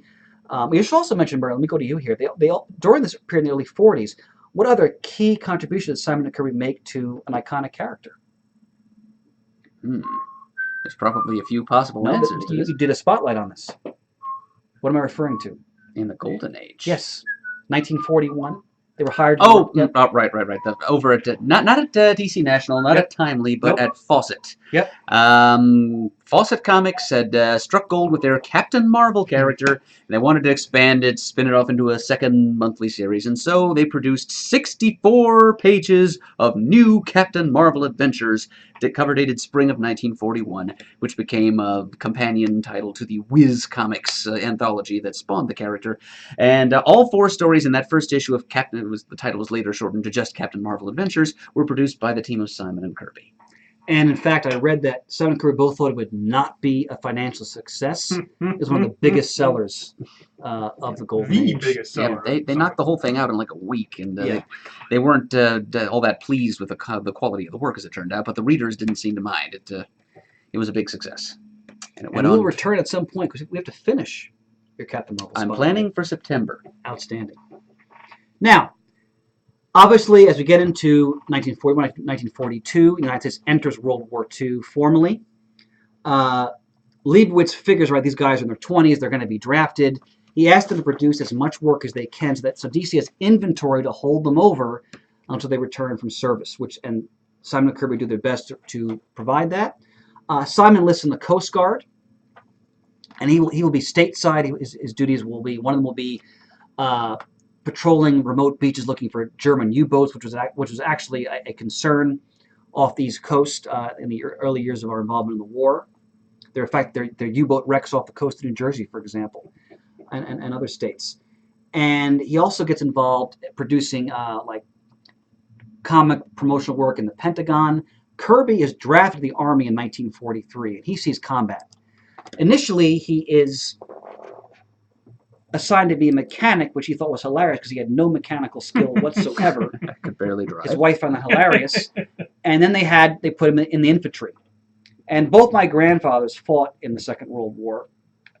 And like Kirby, they were both very free, and the one who's still living still does this, in sharing their wartime experiences. Many veterans will not talk about their experiences in battle. One of the reasons why I'm such a student of history is because I was exposed to all those stories. And Kirby was also very open and verbal about his experiences, and of course they seeped into his work as well. Think about Darkseid, for example. Think about the whole concept of apocalypse and anti-life, which we'll talk about in the second part. The war, like any veteran, had a profound impact on him. Roswell, I'm talking about how Kirby would wake up with nightmares from his experience, for the rest of his life. But he was in the thick of it. His commanding officer said, "Hey, aren't you the guy who draws Captain America?" And he goes, "Yes." He said, "All right, I want you to go out as a scout ahead of our unit and, do reconnaissance and do drawings of what you see." Extremely dangerous because he's going out ahead of the main unit. And he was in the Third Army, which was Patton's army. Christ, I didn't know any of this. Yeah, and he said he actually saw Patton berating some of his officers once when they were lined up in formation. And he was involved in the campaign in France after he did not land on D-Day. He came a couple months later, but he saw fighting. Part of Patton's campaign was to seize the fortress city of Metz from the Germans. That was a lengthier campaign, and Kirby fought in that. If you go online or go to some of the books, you can find drawings he did when he was in battle, like sketches. He would send letters home to Roz all the time, and drawings and so forth. Some of those you can see online. He did a wonderful rendering of her at one point. And he had to draw what he was seeing, like the disposition of German formations they were encountering and so forth. Eventually, as we get into 1944 and the end of that year, he got frostbite. The winter of 1944 in Western Europe was one of the coldest in memory. I think it was the coldest one in decades there. That's when the Battle of the Bulge will occur, which my grandfather was in, and so forth. And Kirby got frostbite so bad on his lower extremities, had to be taken off the line. And the doctors thought they might have to amputate his legs. Wow.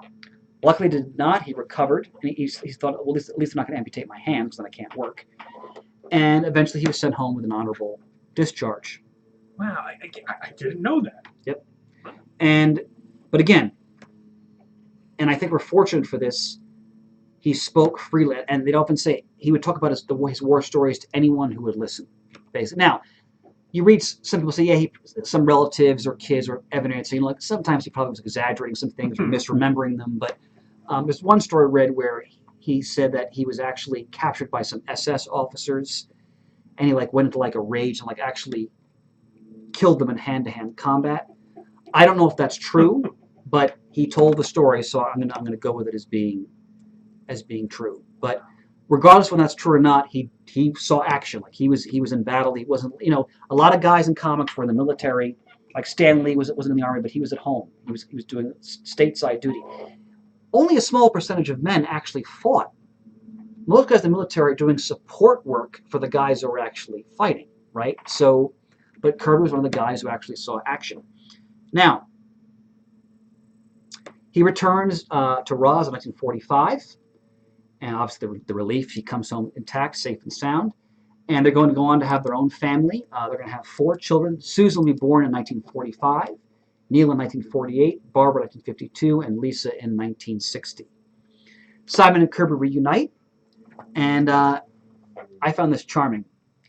Remember, after the war, the baby boom begins, and the economy starts to rev up, the GI Bill, etc., because every other major industrial power has been demolished except for the United States. So, U.S. prosperity, that golden age for our economy is because of the war. And for like the next, let's say, 30 years, America is like at the pinnacle of economic power. There's no competition. Germany and Japan all rebuilding. And our people, especially the white population, let's not forget the racial dimensions of that time, benefited from all that. The middle class explodes. You start to see the growth of the suburbs, right? Levitt towns, the tract housing, and so forth.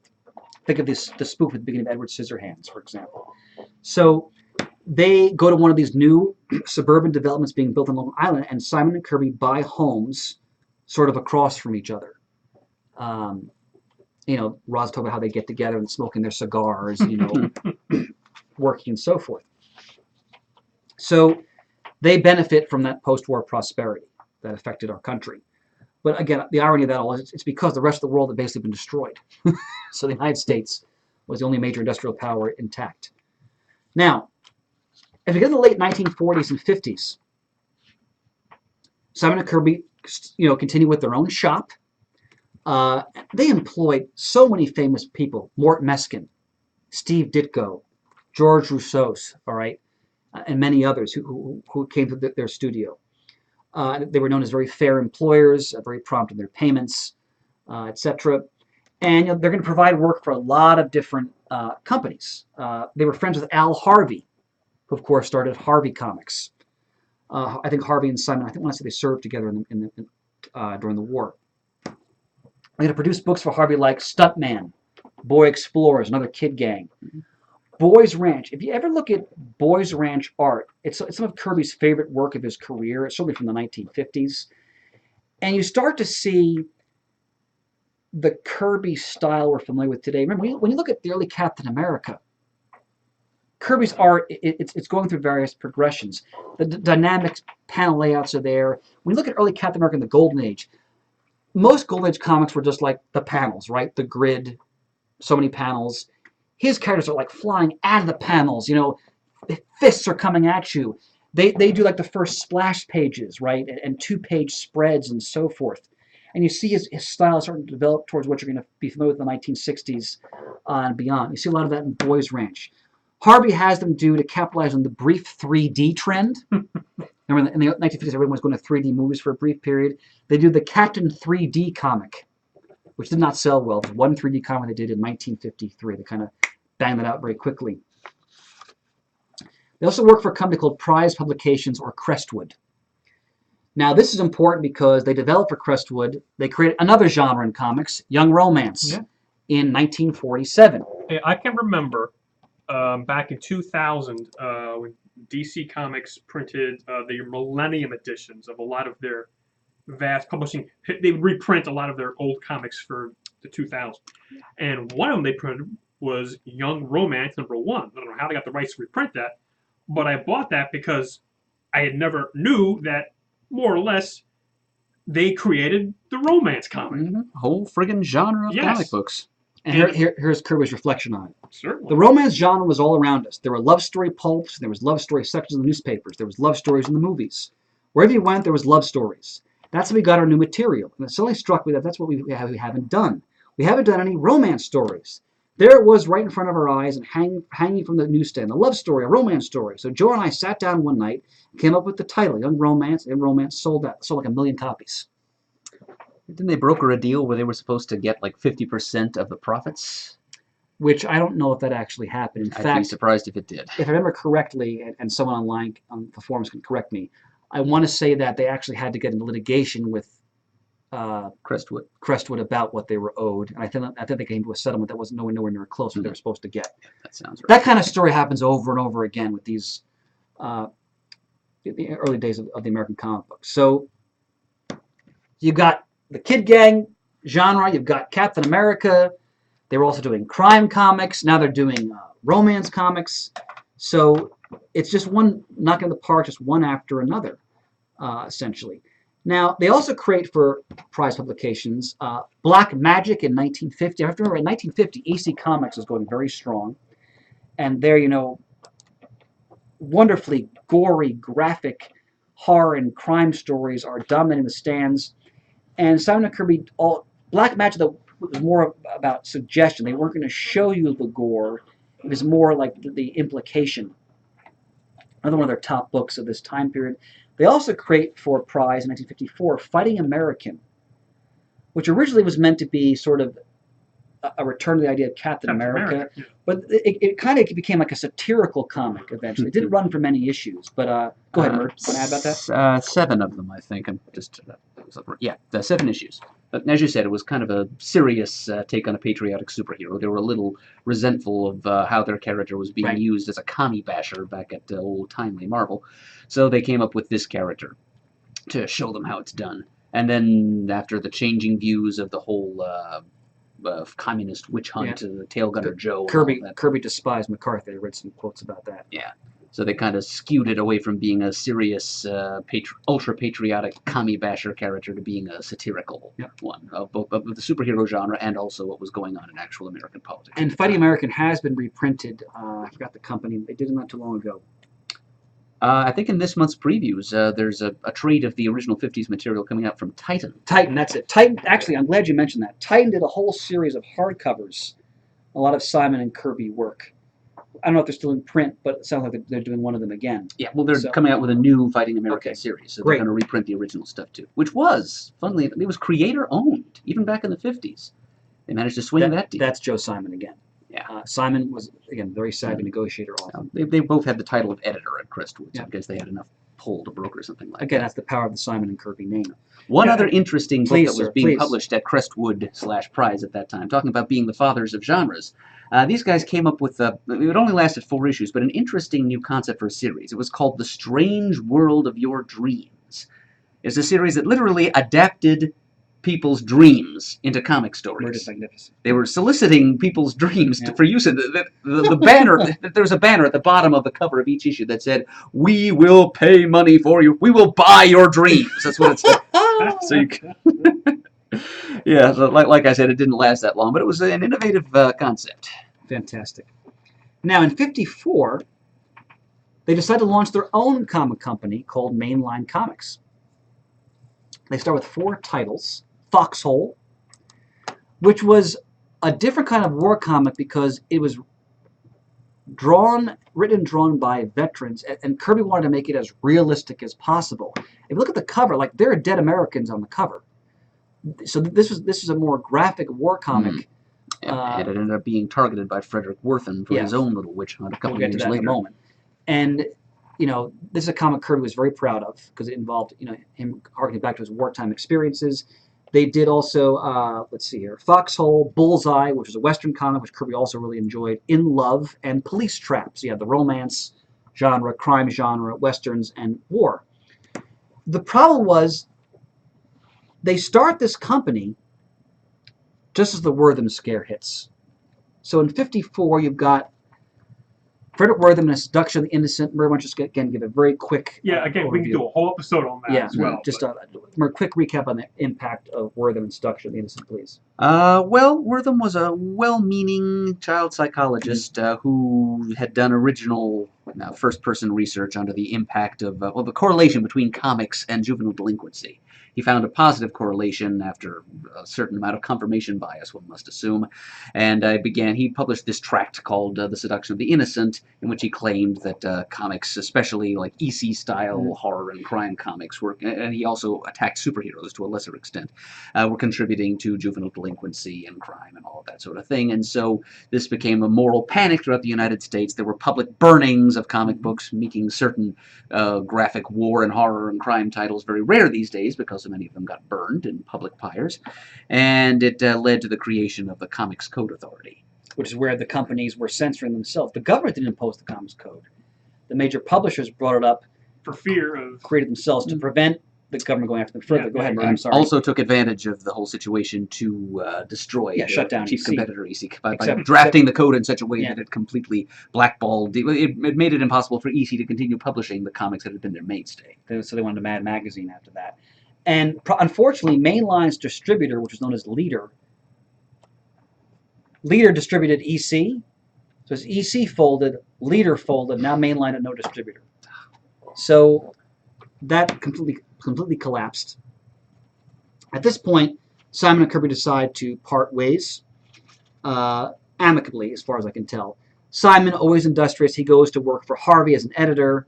He'll get involved in advertising work outside of comics, and he'll also create a mad competitor called Sick, the magazine Sick, in 1960, which will run for quite some time, actually. He'll edit that. So Simon, lands on his feet, and he goes on to a variety of endeavors. Kirby's a different story. I'm going to find you a quote here. Here's on remaining comics at this time. He said, it was like a reflex action. You go back to comics. But Joe is older than I am, and I think a lot more grown up in his ways. He quit comics and began doing commercial art. There were things arising in comics that weren't exactly wholesome, but I stuck to it. It was the only thing I knew. I had to deal with that, and it hurt me in many, many ways. Many ways it still hurts me. Thinking back on it, I just don't know what else to do. Again, how do I provide for my family? Mm-hmm. So, now this must have been difficult. Kirby goes back to Timely. That office boy Stan Lee, he's now the editor-in-chief. And remember, Simon and Kirby left there under a cloud because of the whole Captain America controversy with Goodman. So he goes back, talk about pride swallowing. It couldn't have been easy to ask for work. Now, everywhere I've read about Stan Lee, he clearly always loved Kirby's work. And he clearly wanted him to come back and work for him. And he said, I can give you some work. He gave him some Yellow Claw, which is like this Fu Manchu ripoff Asiatic stereotype villain common in that time period. But that, only a little bit of that kind of petered out. Lee didn't have a lot of work for him.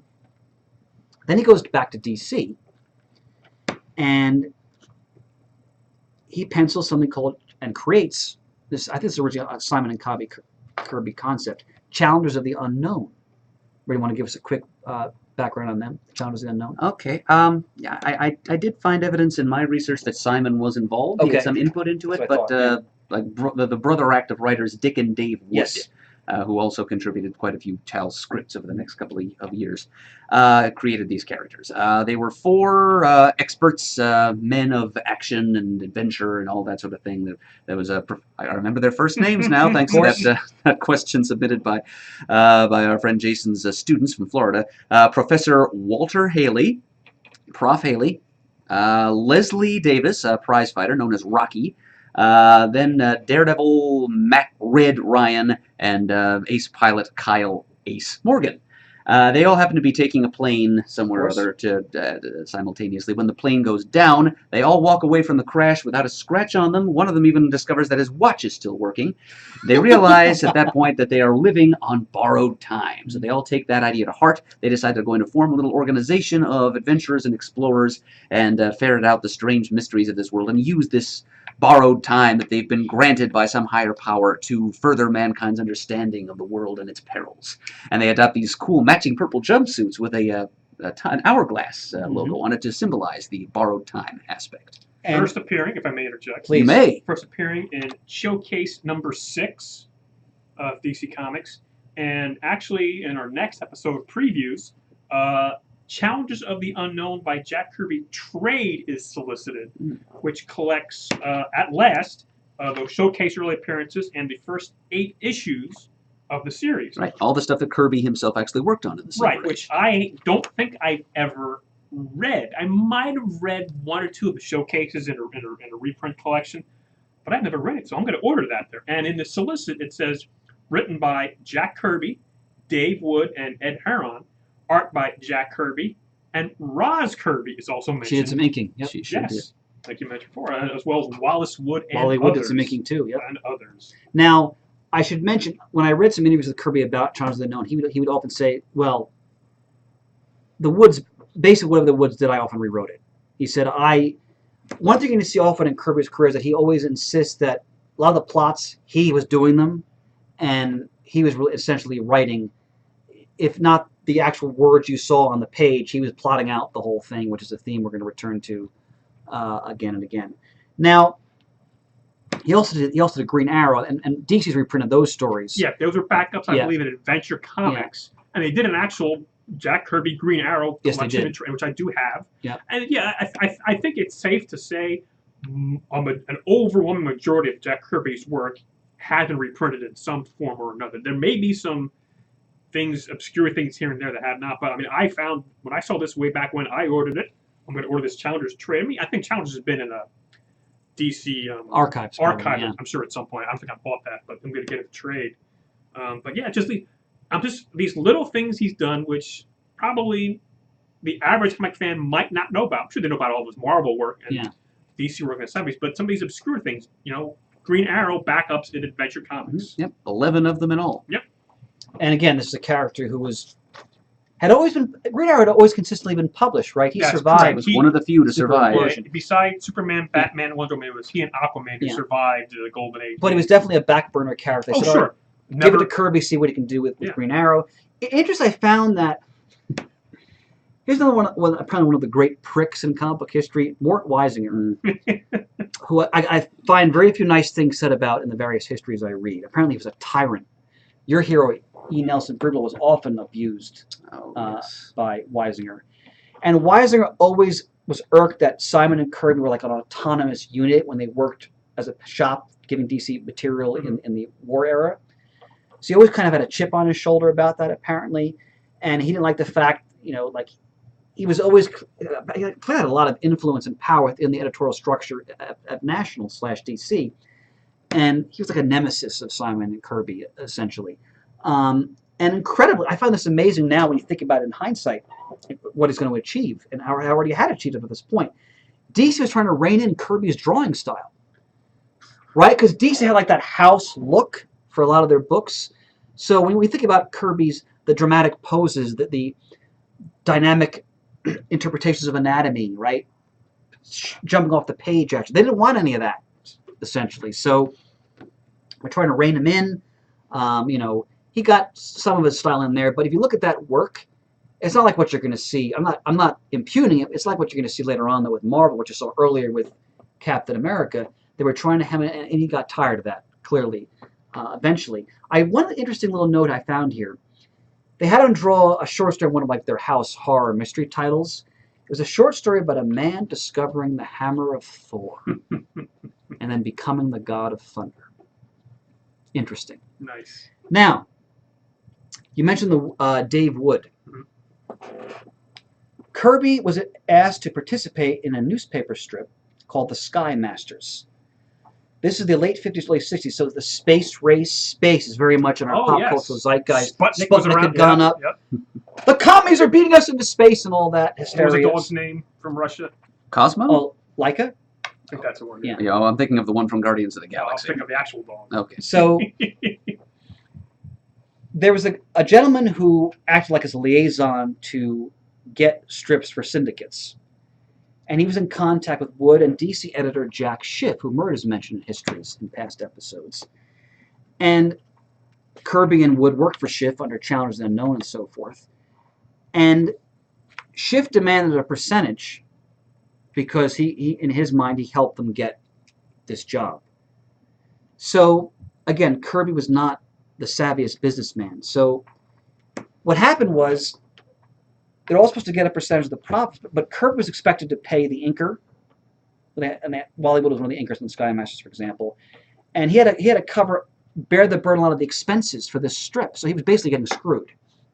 And he was doing a lot of the work. And he said, well, I was really plotting the scripts. I mean, Wood was, at best he was adding in the words, but the stories, everything was coming from me. This is something we hear a lot when we look at Kirby's history. And Schiff demanded a percentage, and Kirby, think about Kirby instead of the mafia hood over the towel service, okay, with Eisner, back in the 30s in the Eisner-Iger shop. He didn't want to give Schiff, he felt Schiff wanted a kickback. And in early comics, it was often common for editors to demand kickbacks from artists for work, and Kirby hated that. And he didn't want to give it to him, and Wood said, look, we got to give it to him, he's the boss, he gives us work. So Kirby said, all right, he begrudgingly said, all right, give Schiff a percentage. Kirby thought, apparently, that Schiff was supposed to get it a one-time percentage. Schiff was supposed to get an ongoing cut of the strip. And Kirby said, I'm not giving him the money. So Schiff sued him. So they became embroiled in a legal dispute, and Jack came out on the losing end. And he had to pay Schiff. And he became persona non grata at DC because of this. That he was through at DC for quite a long time as a consequence. And he's out of DC. And Sky Masters will go from 1958 to 1961. That'll end. And he lost out financially. And remember, every comic book artist, like the gold standard was to have your own newspaper strip. Stan Lee, when the great Joe Manili was alive in the 50s, they had a newspaper strip briefly. That was like where you wanted to be. Kirby had that, but it didn't work out. He needs work. He's got to feed his family. He's got kids. He goes to the Archie office to see if they have work, and he runs into his old partner, Joe Simon. And Simon and he then produce The Fly for Archie in 1959. Now, look at that cover. Now, that's Kirby, right?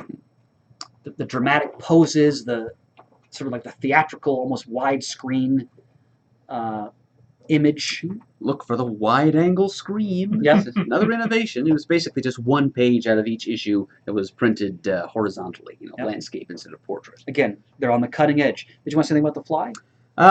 Sort of Captain Marvel-like, actually. His little orphan Tommy Troy, who witnesses some skullduggery on the part of the corrupt administrator of the orphanage where he's staying, and as a result, he's instead of being just bumped off, he's bundled off as basically an indentured servant to a creepy old couple named the Marches that live in an old house outside of town. And there he finds an old ring shaped like a fly. He puts it on. He's contacted by Turan, who's a representative of a lost civilization of fly people, who tells him that they ruled the Earth before the dawn of humanity, accidentally wiped themselves out with a nuclear war, and now they want to make good for their own mistakes by empowering some member of the civilization that followed theirs, humanity, to do good. And so little Tommy Troy gets this magic ring that lets him transform into an adult with fly-like powers. And for 4 issues of Simon and Kirby, he hangs around his native city, discovering his powers and fighting colorful bad guys like Spider Spry there. And also, what was it? Lance O'Kill. I'm trying to remember a leprechaun with a small army of giant robots. Casey O'Toole. I'm trying to remember the name. Doesn't matter. But he very great Kirby visual though, just kind of this squat, lantern-jawed little leprechaun thing driving a giant robot. So yeah, for 4 issues that went on, and then Simon and Kirby departed, and the series went on. They continued to publish it. Yeah, they changed the whole concept. They jumped forward in time to Tommy as an adult, like a big city lawyer, but he still has his magic ring. And Has on The it Fly goes. appeared in modern publications or no?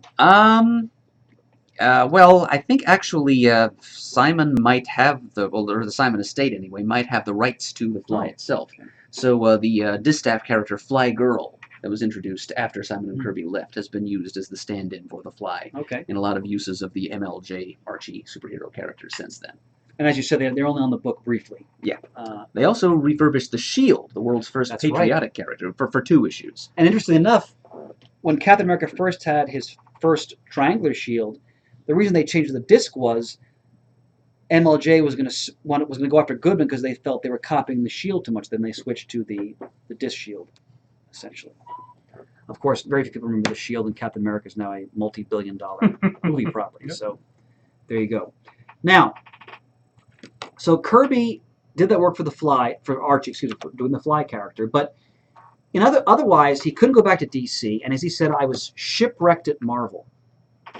And because he was persona non grata at DC, as I said earlier, so he has to go back to Stan Lee and Martin Goodman because he really has nowhere else to go. And as he mentioned that quote earlier, he felt like there's nothing else I could do. And the great artist Mike Stokowski once asked, "Who won the Shift Kirby lawsuit?" His response was Stan Lee. And that takes us to sort of the last part of our first part of the Kirby history. The Marvel Age. All right, Kirby returns permanently to what was then, I guess you'd call it Timely Atlas or Atlas. I mean, Martin Goodman he was a very crafty businessman, so he had a lot of different companies, maybe shell companies for tax purposes. His overall company was called Magazine Management. And he had different subdivisions producing different types of publication. Even during the Marvel Age of the 60s, his company produced other magazines, puzzle books, and like sort of like cheesecake men's magazines and so forth.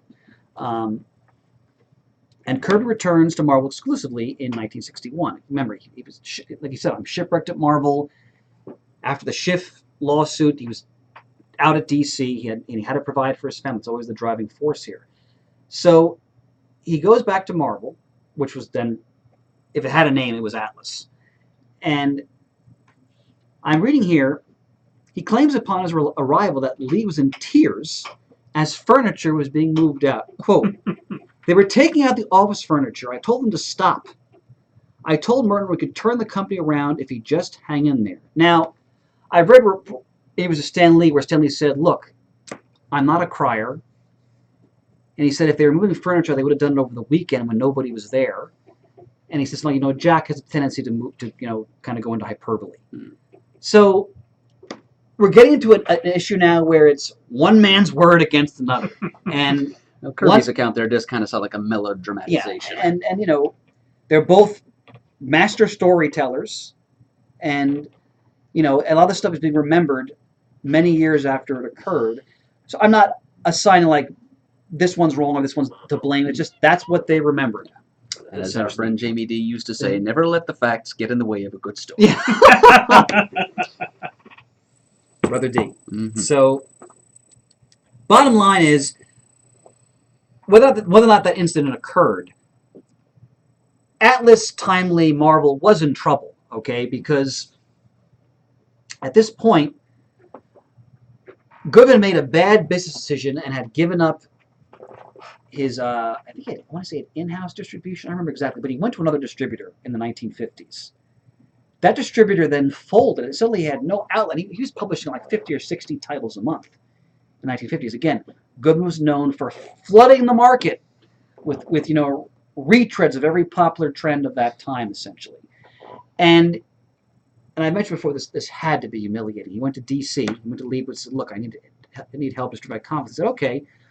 D.C. or National controlled Independent News, which is their in-house distributor. They said, "Look, Mark, we'll distribute your books. You can publish 8 comic titles a month." They were going to rein him in and control him, keep him under their thumb, essentially. Goodman, probably swallowed his pride, and he agreed to that.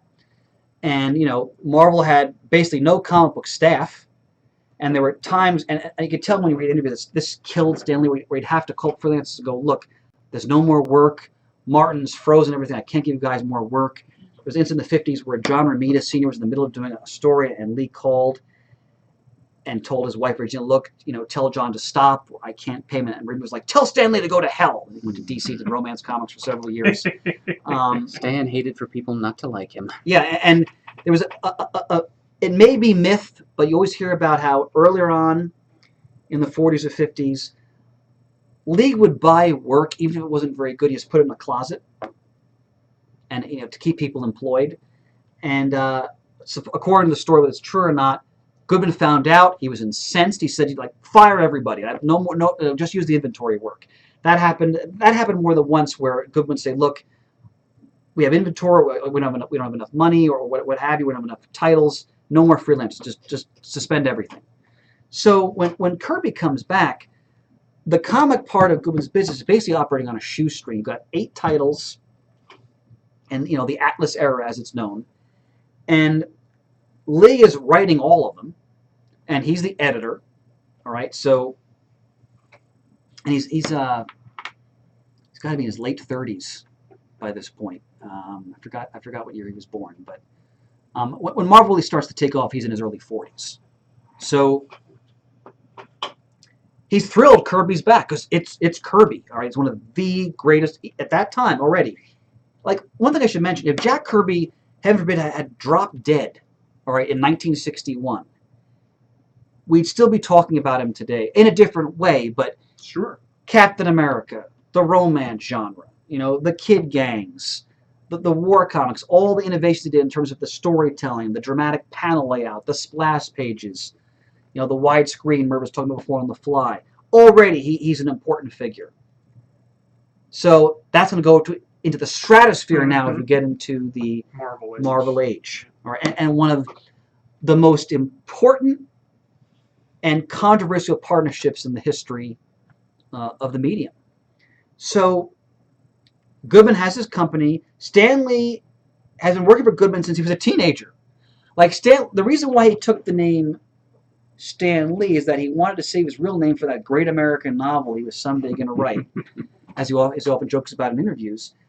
And we've all seen Stan Lee interviewed about this a million times, where he talks about what was going on at the time. And I mean, Stan Lee always gives a great interview. And it was on a shoestring. Kirby returns. Ditko was another freelancer working for them at this time. Ditko had worked in the Simon & Kirby shop years before.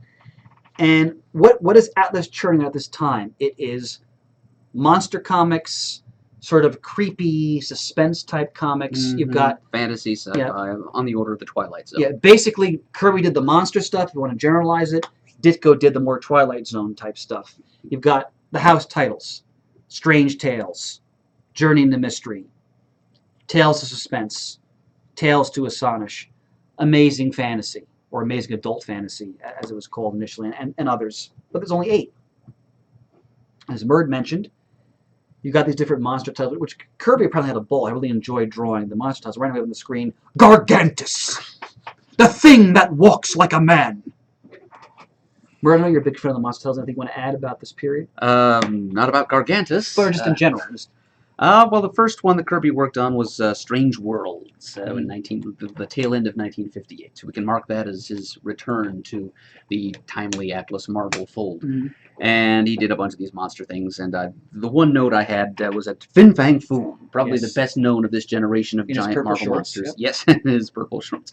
In Strange Tales number 89 in 1961, like the month before Fantastic Four number 1. Well done. Thank you, sir. And, of course, the monster era, that's a whole other fun little subculture in comic book history. Was it Spragg the Living Hill?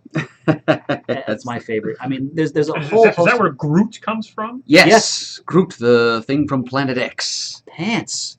Clutch. I'm awake. In fact, when you watch the Guardians of the Galaxy movie, when they do the creator credits at the end, they note Stan Lee and Jack Kirby because they created Groot. He was a little more chatty. Exactly. Yeah, exactly. So, but the monster titles are important because they're kind of a segue or a transition or a bridge to the Marvel heroes. When you think about the Hulk or the Thing, you find their predecessors in, or like the templates in these monster comics. Yeah, was there also a Dr. Doom like? Go ahead. Dr. Droom. Yeah. Okay. Yes.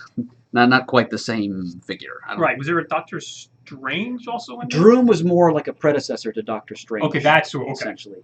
And there was also, is that the one that evolved into Dr. Druid? Dr. Druid, yeah. Okay. Yeah. And there was a Doctor Strange, but he was an Iron Man villain. Gotcha. Yeah.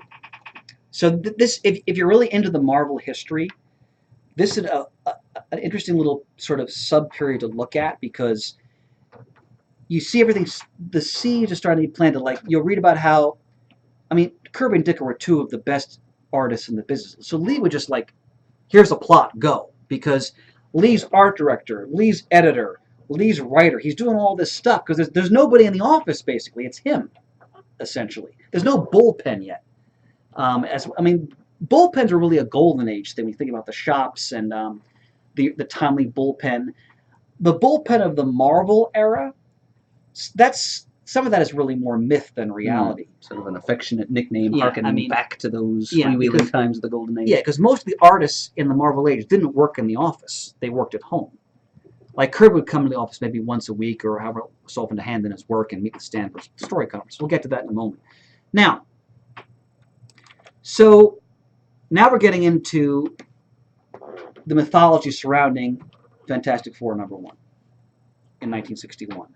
Yeah, now, we've heard recently with Stanley's wife passing away, how she told him, because he was going to quit and write. He was burned out. Yeah. What was a quote that we hear so much? Write something you want to write. Write the story you want to read. Write the story you want to read, basically. right, basically.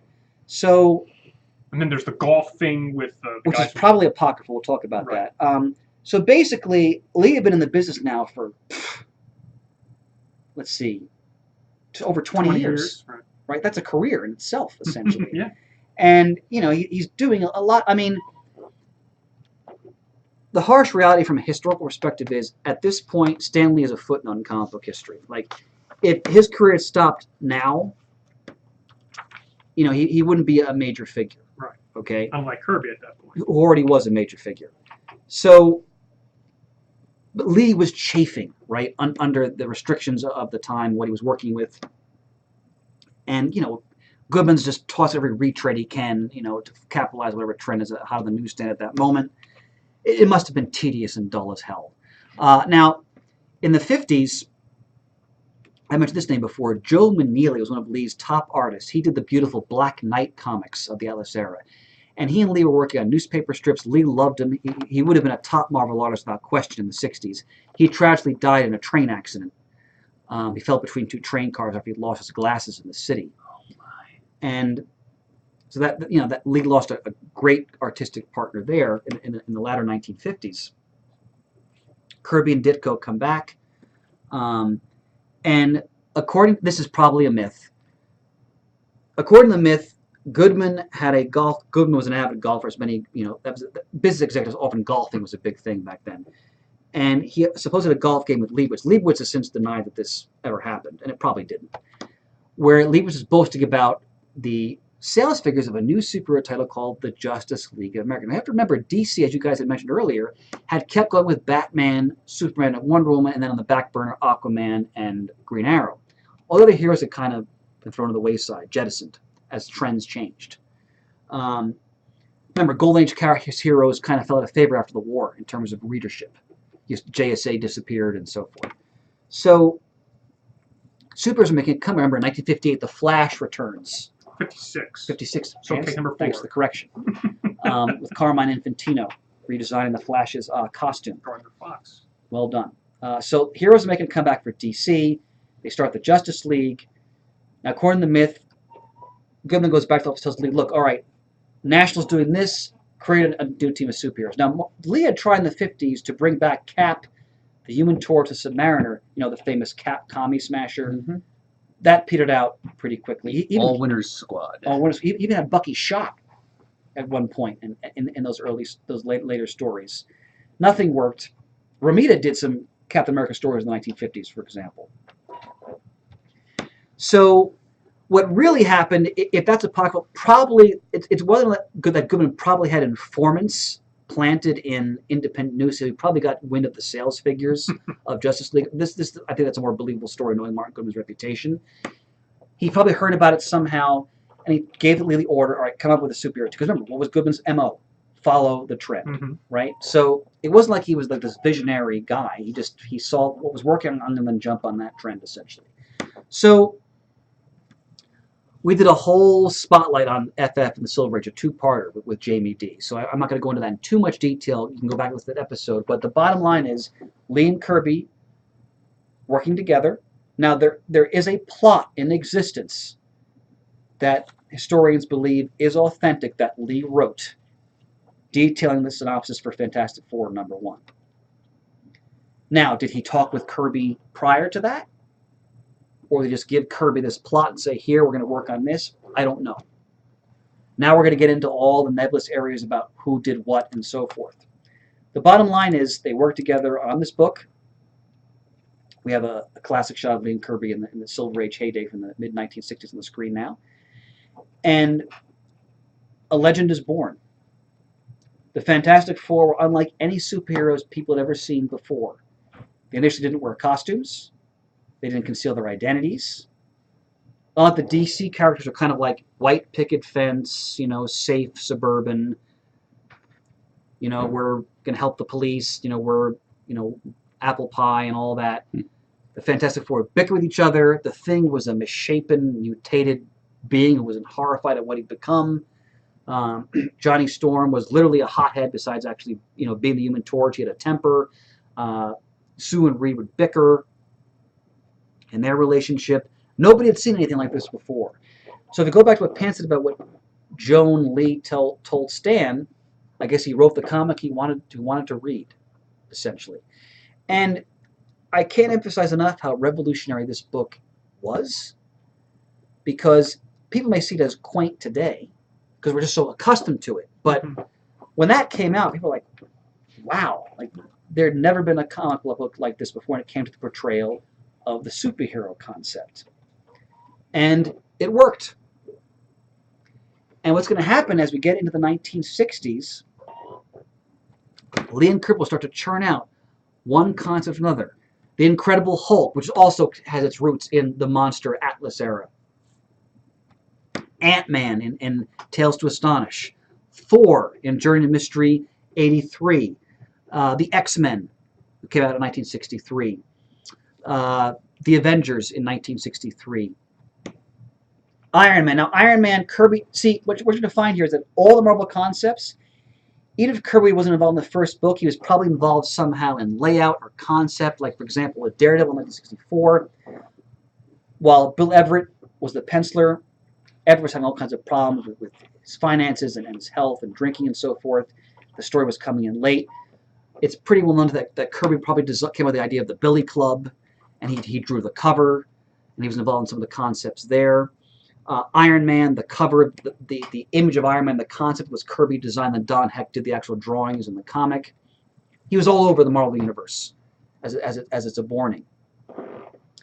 And Lee starts to get into this groove where he sees things are selling, and as you follow the books through the early 60s and the mid-60s, you start to see, okay, his thought process, we're going to start to create this universe. They're all going to be in New York City. They're all going to interact with each other. They're going to know each other. They're going to have problems. They're not all going to get along. And people are eating this up. And Lee was the sole writer. Now, eventually his brother Larry Lieber will come in. Like, Larry Lieber will do the actual scripting on Thor, the first appearance, and Iron Man. The plots Lee probably gave him, essentially, because Lee was editor, art director, and head writer. And this is where we get into the Marvel method.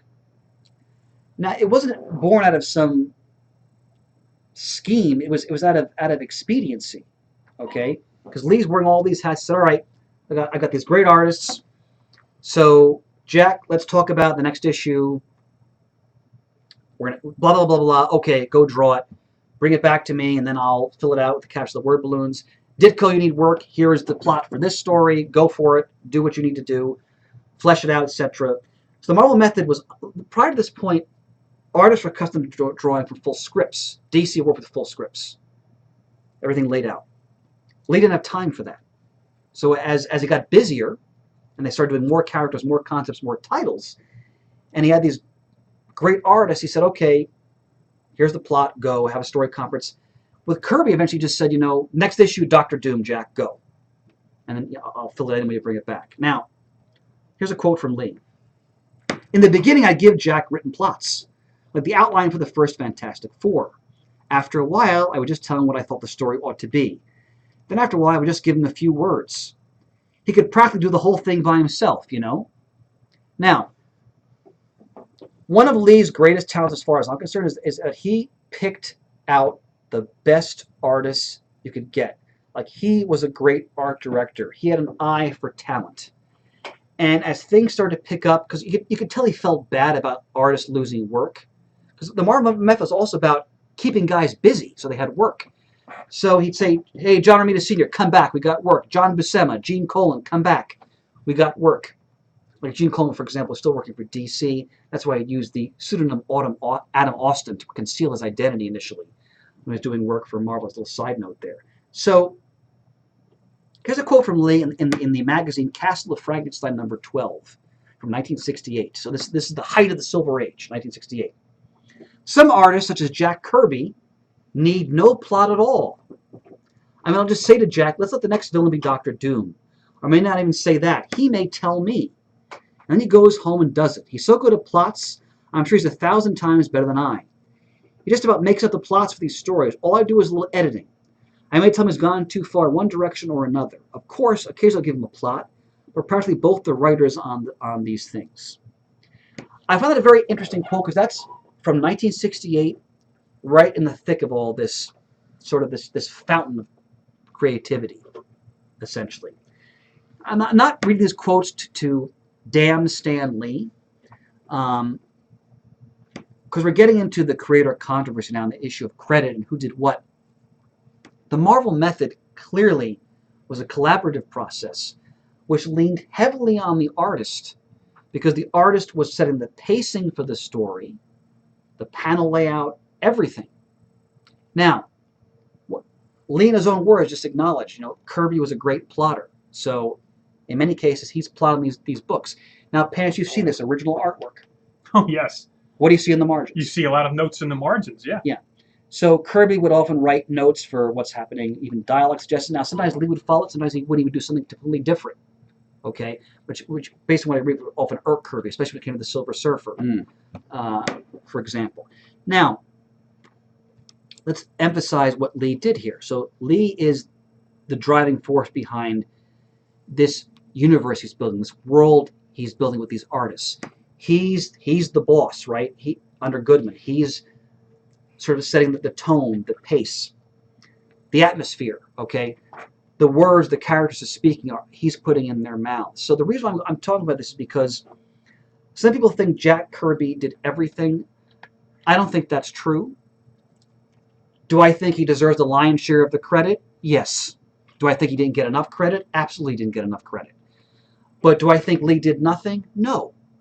Because it doesn't make sense, because if you read all the Marvel books from the Silver Age, and Bird, you said this once for FF Spotlight, you said, it's 2/3 Kirby, 1/3 Lee. I think that's a pretty fair fraction, the way you describe that, because Thank you, sir. Lee setting the tone. Lee, like Spider-Man's tone, that's Stan Lee. Like Steve Ditko didn't seem like the most humorous person on earth when you read about him. So the wisecracking, the characterization, a lot of that's Stan Lee, and I think he deserves credit for that. The snappy patter, right? Like the being very familiar with the fans, like, hey, Stan and Jack, and personalizing the letters page, and which actually EC started, but Lee then took it one step further. Lee, that's all Lee. The Merry Marvel Marching Society, like having the artists, record like a little record where they're all joking around.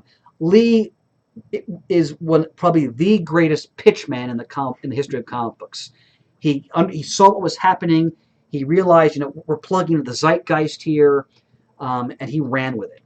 And he was the pitchman. He was the carnival barker, as Jamie D would often say. And Kirby, his personality wasn't like that. Kirby, as Roy Thomas, I once read an interview, said Kirby, everything was in his mind, right? Lee was, vocal and exuberant. Kirby's behind the stogie at the drawing board for 16 hours a day, creating these whole universes out of whole cloth. And then Lee took all that And sold it. and he saw what it was and realized that, okay, this guy's a genius. And as Mert said, he sold it. He kind of put the bow on it. He gave it coherence and a direction. When we get to the 1970s, in a second part, some people feel that Kirby suffered because he didn't have Lee as the editor. Others people feel that's not the case. I'm not saying it's one or the other. That's just what some people think. But clearly when Lee and Kirby worked together, there was a synergy there. There was a magic. Now, did Lee and Marvel take too much credit? I think so. I mean, when you read all the history, I mean, and we'll get into this in the latter part of this part one, Kirby was definitely shortchanged and hard done by. And part of it is just because I don't think Stan Lee was necessarily always doing it on purpose, but his job as the face of the company, naturally, many people started to assume, oh, he's the creator of everything. Now, in time, he would often go to lengths to say, I'm the co-creator. Whether or not he really believes that is another matter, which we'll get into. But I like to think that deep down, he knows that I didn't do all this stuff by myself, right? That, I was working in tandem with these brilliant artists that I recognized and brought into the fold because I knew the work that they could do. So the bottom line is this is a very collaborative method, born out of necessity, born out of expediency, but unfortunately, as these properties, and nobody knew this at the time, as these properties became billion-dollar properties, especially getting into the 21st century, then credit becomes a real issue. But it was even an issue before that, as we get into the 1970s and 80s and beyond. So just as we go through this, just bear that in mind. There's this undercurrent of tension that's going to gradually build and become, a real issue. Now, Kirby, his art really breaks out as you get into the Silver Age. Now, what I mean by that is, he's already being known as the king by this point. Like if you look at the credit boxes, one of the many innovations Lee did, Marvel would actually celebrate the creators. He gave them snappy nicknames. He'd sort of create personas for them. Yep, build them as individual brands. Yeah, exactly. Selling points for the merchandise. Exactly. Now, in this era, nobody's getting royalties, including Lee. Nobody's getting incentives. None of that exists yet. It's just you get a page rate, and if you're doing good work, if the publisher is generous, maybe they'll bump up your page rate. Okay, that's what you got. These, like Kirby was the phrase you often hear, the often very controversial phrase, work for hire, right? So Stan Lee was an employer of magazine, an employee. He was the editor, and he was the writer. Flo Steinberg, who Goodman drove out because he wouldn't give her the raise, the cheap bastard. All right, she worked for Magazine as a secretary. Roy Thomas was brought in 1965 as an editorial assistant and a writer. John Romita Sr. was brought in around the same time. He eventually became art director. Marie Severin was brought in, to do all-purpose art, corrections, lettering, coloring. They actually worked in the office. If we talk about a bullpen, it was those handful of people in the slowly expanding Marvel office. Essentially, Kirby was not there. He was at home in Long Island, and he'd work in what was called the dungeon, like a sub room in his basement with no window, like black 10 feet across. Yep, black and white TV. And he had his old drawing board, and he favored this sort of dining room chair, a straight back chair he'd sit in. He'd work down there all night. I'd say, Roswell would say, all right, Kirby, come to bed. As Evanier would say, in this period, because he produced about, in the Marvel Age estimate, he produced about 8,000 pages in a decade. Mm-hmm. So prolific is something of an understatement. Yeah, isn't it? I mean, Evanier says, at the height, approximately 15 pages a week, 10 to 16 hours a day. I can't imagine being able to do that. I mean, that shows the discipline, that shows the drive, that shows the feverish imagination at work, the genius, and also the mind of the provider, the Depression era, I gotta provide, right? Because Marvel didn't give health insurance. Marvel didn't give a pension. None of that. You got a page rate. That was it. So you had to work. Now, clearly Kirby was inspired by what he and Lee were doing, because you see his art just go in these groundbreaking directions. Murray, if you bring up the collage image, please. Collage. That's not the one you mean. No, Is Kirby collage. it? There you go. This would be Perfect. the one. Yes. Now, Kirby starts to experiment with the art form. So he loved to do collages as a form of relaxation. He loved when people would bring him magazines that he could just cut up. And he starts to bring collages into some of the Marvel stories. This is probably one of the most famous collage pages he did. Is that when Reed Richards discovers the negative zone? Yep. This is FF51, This Man, This Monster. I've done it! I'm drifting into a world of limitless dimension. It's the crossroads of infinity, the junction to everywhere. Classic Lee hyperbole. So, no one was doing artwork like this. And this is what set the Marvel comics apart. Because DC had their house style. And when Kirby worked in the 50s, they were trying to pressure him to stick to it. There was no house style at Marvel. The Marvel style was Kirby. And he had free reign, essentially. And Lee often says, he'd get these pages. He was just in awe of what he was receiving, from Kirby. And his stories become increasingly cosmic in scope, especially in the Fantastic Four and Thor. Go up to our spotlights on both those characters. We talk about that in much greater detail. Let's talk about Kirby Crackle for a minute. Yes. Not the band. Not the band. That's where they get their name from. Mm-hmm. And of course, we love the band. Thanks for the theme song. You bet. You want to explain what Kirby Crackle is? Well, it's a visual convention that Kirby invented, along with many others, to represent visually the discharge of cosmic energy. It's a series of little black dots that appear in sort of an aura around a hand or any other object or body part that is generating energy. And it's come to be known as the Kirby Crackle. And he uses the black as negative space to then augment whatever colors he has in that image as well. I mean, it's it's again something we kind of take for granted now, as it's just there, but groundbreaking. And again, go to the Cap action shot, please. Right away. So, if you look at this image, this is Captain America. It looks like, I think it's Batroc he's fighting there, but it looks like it. Batroc c'est l'hyper. I was kind of that French accent, Mert. Thank you. This is vintage Silver Age Kirby. I think a rare 9-panel grid out of Kirby. That's a good point, Pants. Thank you. But if you look how he paces and choreographs this fight scene between Cap and Batroc, and again, like that first panel where Batroc's leg is kicking back almost into your face as the reader, and or when Batroc is doing that slide kick to upend Cap in the second panel, the first panel on the middle column, and Cap's hand is kind of arcing back towards you, and Batroc's foot is almost going to leave the panel. No one drew action like this. Almost sort of pulsating, exploding off the page. This is vintage Silver Age Kirby.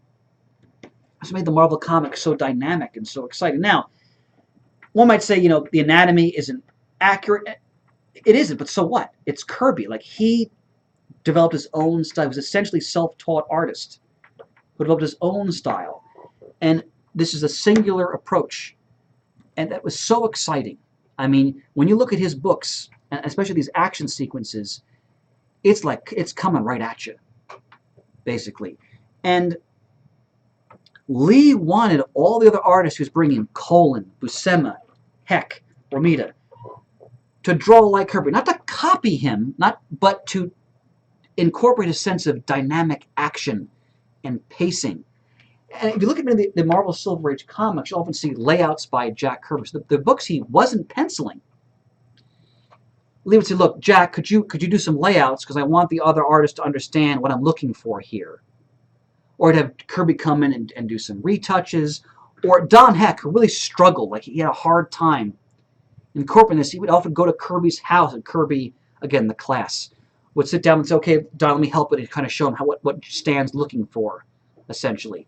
And basically, the whole Marvel style of the Silver Age was built on Jack Kirby.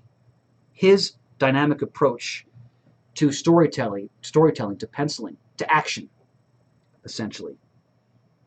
So that a lot of these guys were mentored by Kirby.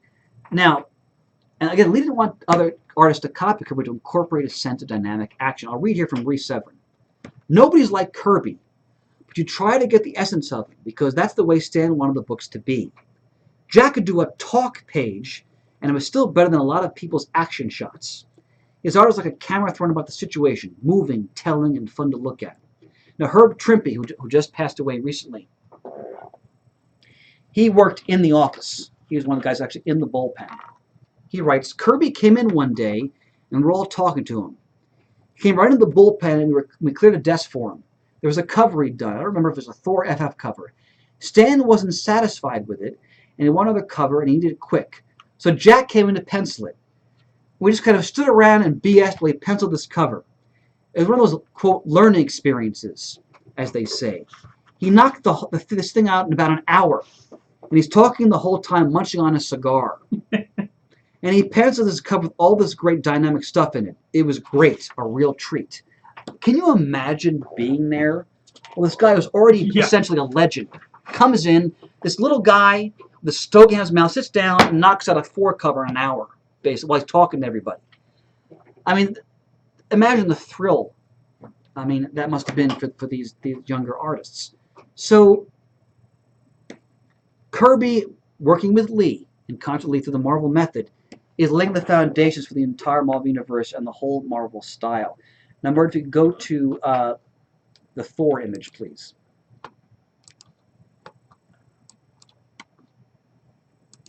This is just classic. See, to me, this is one of the most iconic images of Kirby's Silver Age, especially for Thor. You often see this is one of the posters he did for the Marvel Mania Cup. We'll get into that later. That's controversial, but you think of Thor shouting, "For Asgard!" And you know, sorry. And this is just him rolling the hammer around his head. When you think of the Thor movie now, I just brain fart. Who's the actor who plays Thor? I should know that. Chris Hemsworth. Chris Hemsworth. I mean, he studied all this stuff. He'd have to because, Kirby laid the groundwork for the gestures, the stance, the action, everything. So that's I think one of the great iconic Kirby images of the Silver. Now I'm going to go to Thing holding tech.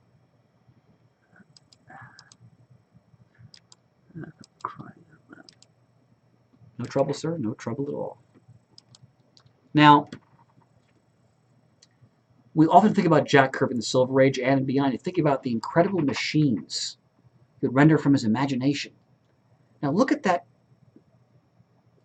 device the thing is hoisting above his head.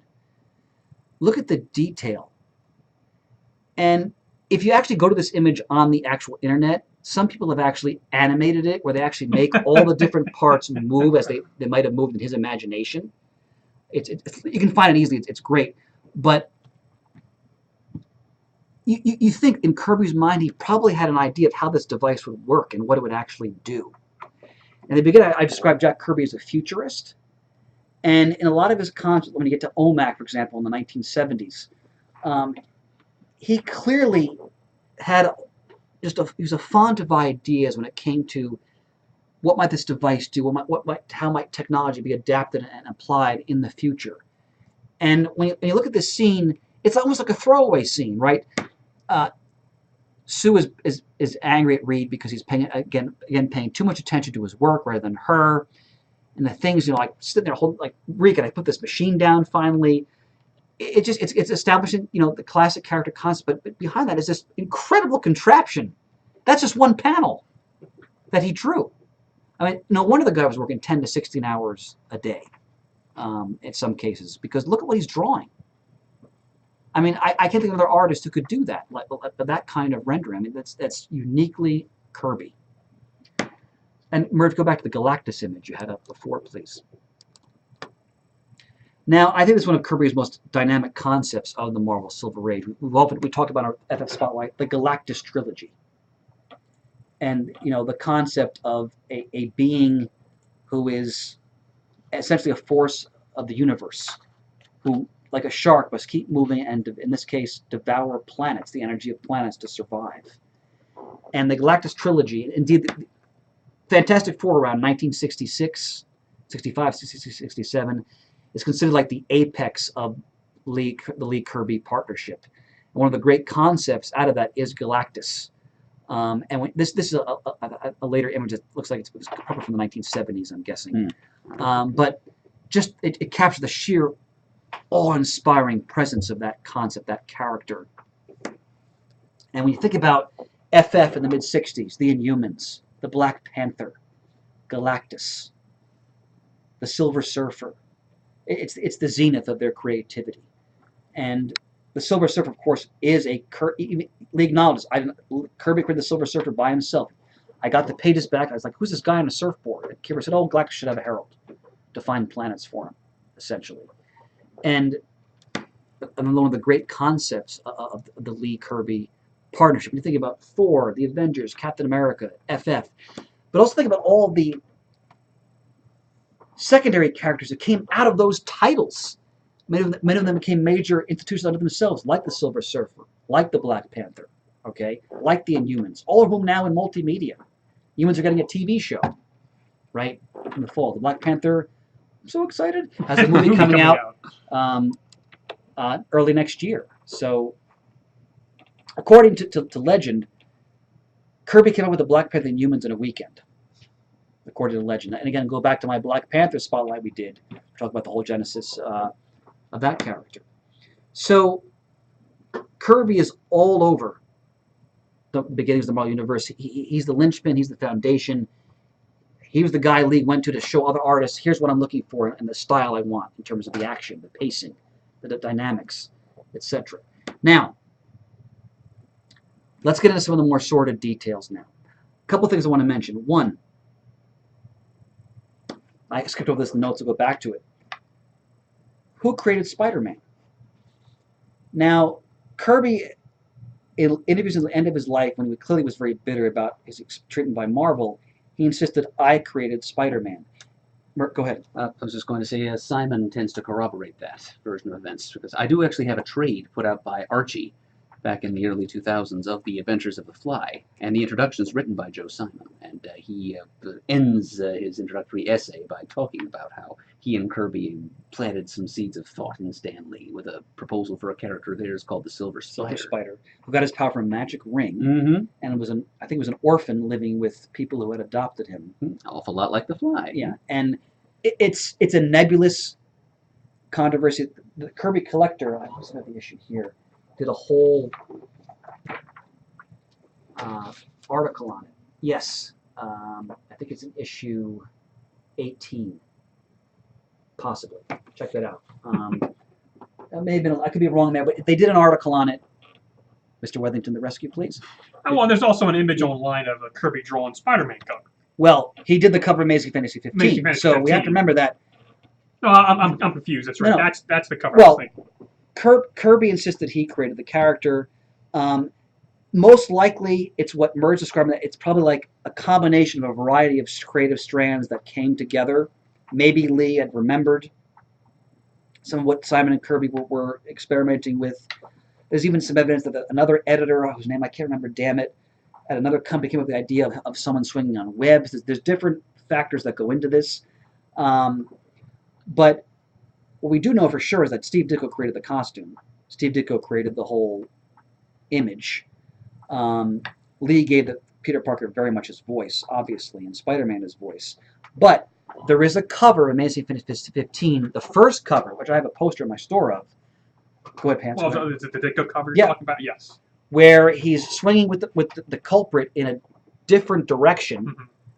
And That's what I was getting confused. Lee felt the cover wasn't dynamic enough, so he said to Kirby, because Kirby was go-to guy, he said, would you do a cover? So the cover we know is a Kirby Ditko cover of Amazing Fantasy 15. So Kirby was involved in that. He was not involved, of course, in the issues that then followed. Right. But clearly he felt that he had a hand in the genesis that led to Spider-Man. That's a thicket to wade through, that topic, because there's different stories and sort of sources, and Murd mentioned one of them, for example. It's a fascinating subject, but it's part of this growing tension. Okay, now a couple things. In 1966, copyright law apparently made it possible for Joe Simon to press for the copyright of Captain America in 1966. Now, apparently Goodman had promised them profits, which they never really got, because he was doing, fishy accounting. That's what Simon and Kirby claimed was the case, knowing Goodman's reputation. Probably true. So he wanted to reclaim the copyright, and he was claiming sole creative ownership of Captain America. Now, if you read Simon's book, The Comic Book Makers, which is a wonderful book, which he wrote with his son, he says he came up with the initial idea. There still exists the initial concept drawing he did of Captain America in the familiar uniform with the shield and so forth. He brought it to Kirby, and they ran with it. Now, Goodman apparently told Kirby what Simon was doing, and he's told Kirby, Simon's claiming he's the sole creator of Captain America. Now, this is true. You can see how sneaky and slimy Goodman is being here, obviously. And Kirby was a Marvel employee, a freelance employee. He was getting steady pay from Marvel. He was very much invested in the company. Kirby saw it as his job to make the company successful, and he was hopeful that, perhaps naively, that the company would then reward him for this success. And Goodman was notorious for promising Steve Ditko more money in royalties and Kirby more money in royalties. These never materialized, all right? So Kirby does file an affidavit describing his role in the creative process of Captain America to try to undercut Simon's claim, because Goodman didn't want to obviously lose the copyright to Captain America. The character had just been brought back in the Avengers in 1964, so he was taking off as a creative force for Marvel, as a property. So what's interesting about this is that in his book, Simon reveals that under the law, if he had won, Kirby would have gotten half the royalties and copyright because he was involved in the authorship of the original stories. Now, what's strange here is that Simon never told Kirby this, based on what I'm reading, which I find puzzling. I don't know why, because Kirby was not really a business guy. Probably didn't know that. So he sided with his employer, and he gave this affidavit describing how he was also involved in the creation of Captain America, obviously to undercut Simon's claim. Now, naturally, Goodwin, of course, wanted Kirby to do that because it's in his interest that it benefits him. Why Simon didn't tell him that, I don't know. Maybe he thought somebody else would tell him. I don't know. But it's puzzling. But it's just one of those stories that show, even at this early date, people are starting to realize these characters are worth money. And, you know, I deserve a share, right? I created this guy, or co-created him, and this other guy is making all this money off. And now remember, Cap has a cartoon in 1966, you know, the famous when Captain arms America moving stiffly, poses mighty shield, right? It's all Kirby art, right? And then with the mouth moving and like, you know, stiff arm with the shield, right? Those cartoons are classics. They're hilarious, but they're all cutouts of the art. Kirby, Heck, Colin, etc.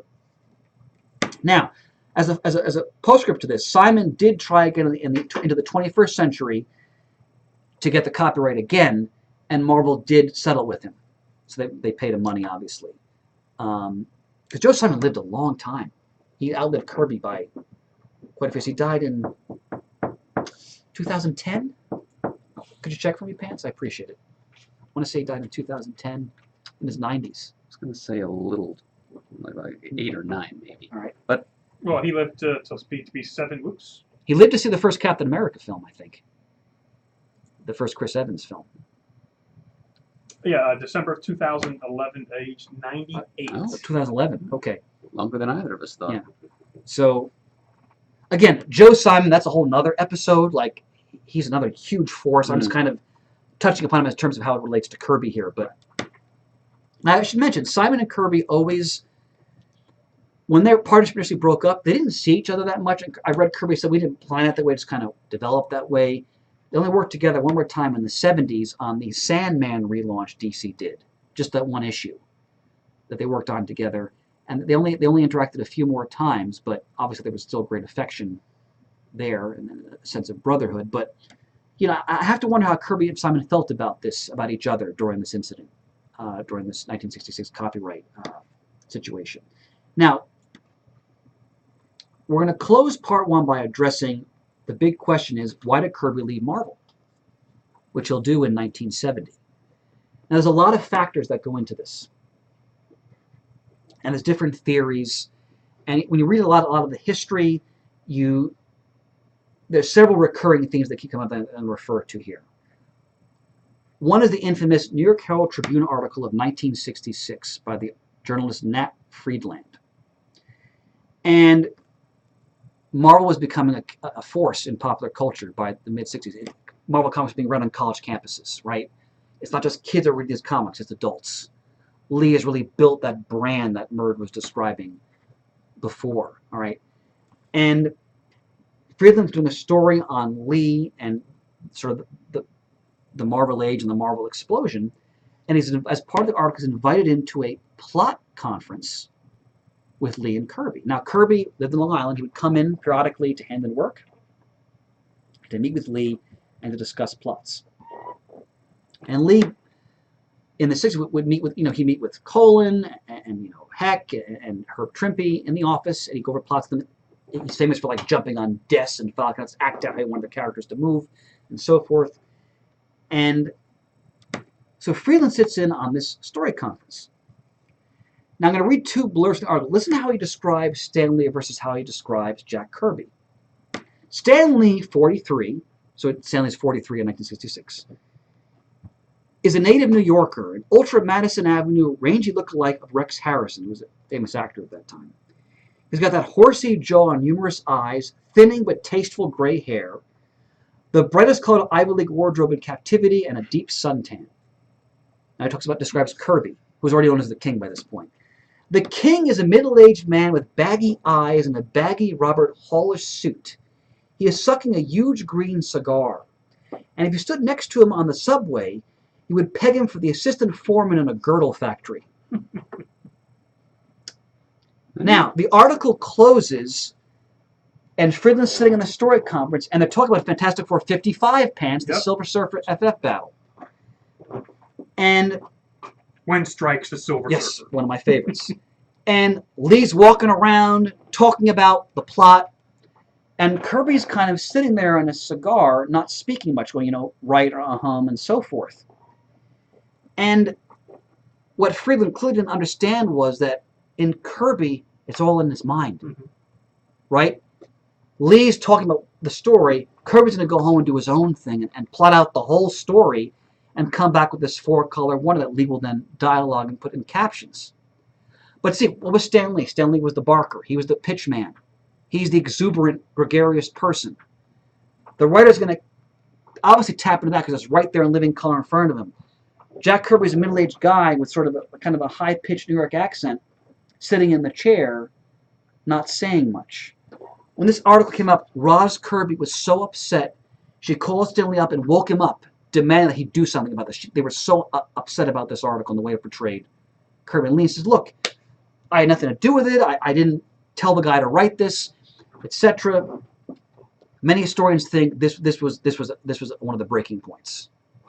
Because Marvel's getting more popular, more and more money's being made, Kirby's expecting that Goodman's going to take care of him, and he wants job security, and Lee's getting all this publicity, all this credit, and, Lee was a natural in that. We've all seen Stan Lee in media, right? He's a natural in that environment, giving interviews, taking photographs. That wasn't Kirby. Kirby's home in the dungeon, as he called it, drawing, creating all this stuff, essentially, realizing this vision. Now, another key element was the Silver Surfer. Now, please remind us, what was Kirby's original concept for the Surfer in contrast to Lee's?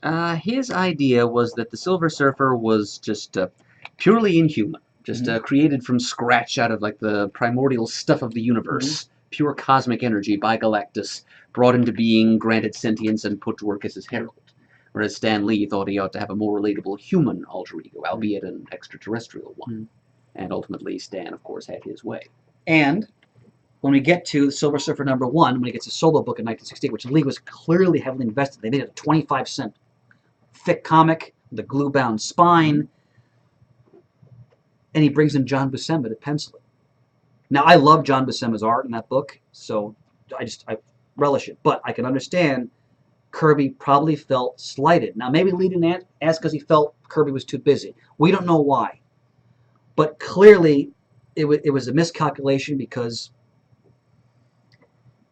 Lee was changing the concept of the character. Kirby apparently had a whole origin in his mind, as you described, for the Silver Surfer. Lee threw all that out and did the whole Zen Law, giving up his humanity to serve Galactus, save Shalaban, his planet, which I actually really like. But as do I. But again, Stan Lee was no slouch when it came to storytelling as well. I mean, he was the scripter. He was also a key force behind all this. But be that as it may, like you said, 2/3 Kirby, right? Kirby's with all these concepts that Lee is then building upon and giving voice to in captions and so forth. And Kirby may have felt deeply slighted by this, that he was not given the opportunity to follow through on his vision for this character. What did Roz Kirby say when he talked about his driving? He's always up in the clouds. This is a guy who must have had so many ideas. Roz described one, if I read that, there was one day where accidentally a bunch of his ideas got thrown in the fireplace. She said, oh yeah, that was just one day's work, basically. All right? Again, I'm very dubious of the word genius because it's used so loosely in our culture today. Not here. Jack Kirby, genius. All right? The work this man produced, and we're not even through his whole career yet. Okay, we haven't gotten to the New Gods yet, for example.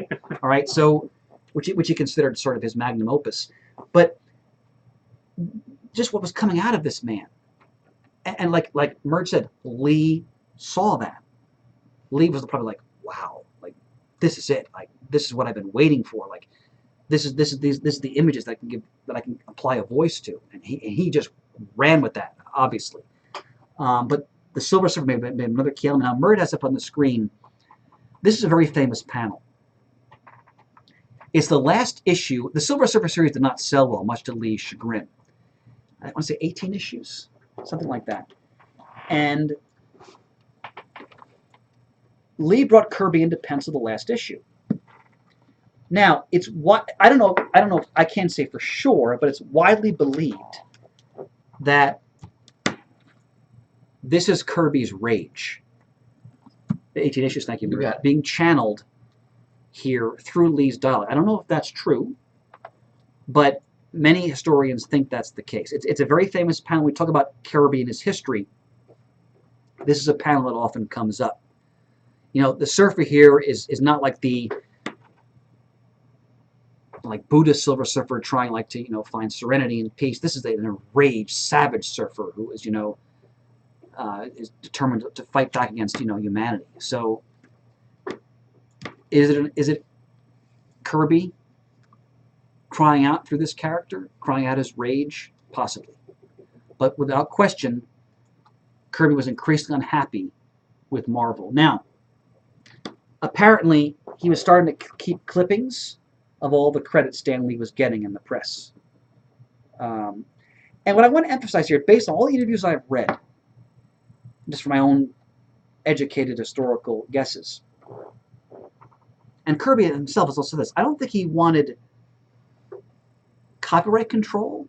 I think he wanted proper credit, and I think he wanted to be taken care of so he could take care of his family.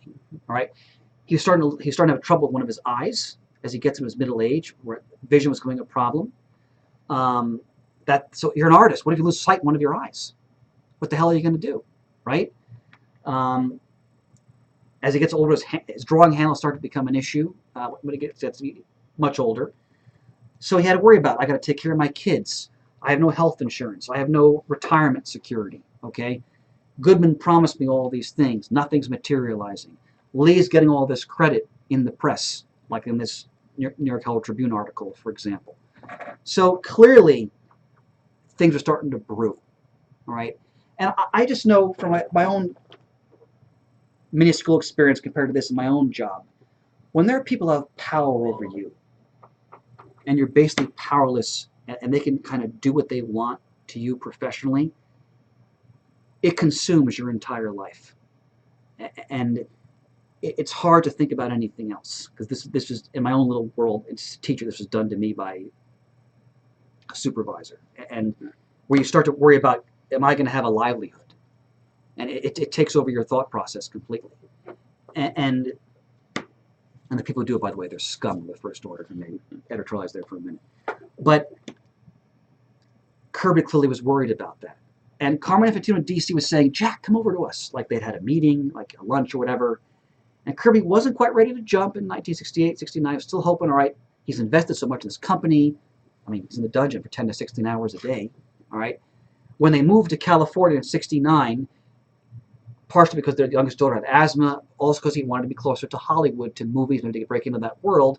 According to the story, the movers on Long Island waited until he was finishing a Thor comic, and then when he got to the last they put in the moving truck was his drawing table and chair. When they got to California, the first thing he took off was the drawing table and chair. He went to work on another Marvel comic he had to finish. The guy's work ethic was astonishing, and the sense of responsibility and discipline. So Kirby was asking for a contract. His contract had expired. And a lot of times artists didn't even have contracts, so they were freelancers, work for hire, right? And he wanted more security. And he and his lawyer kept badgering them, I want security. You go to Stan Lee, and you'll often notice in interviews, this is always Stan Lee's default response. I had nothing to do with that. I had no power over that. That was Martin Goodman, and then it was Perfect Cadence Chemical Corporation. They're the ones making all those decisions. Jack, it's out of my hands. Nothing I can do about it. So, finally in 1970s in California, because he's sending his stuff now through the mail to Marvel, and he gets a contract. No job security. No raise. No creator credit. And in perpetuity, no right to sue. He said, I can't sign this. And Marvel's lawyer said, you got to sign this contract. He said, I'm not. Then he called Carmine Infantino and said, all right, I'm coming over to you guys. And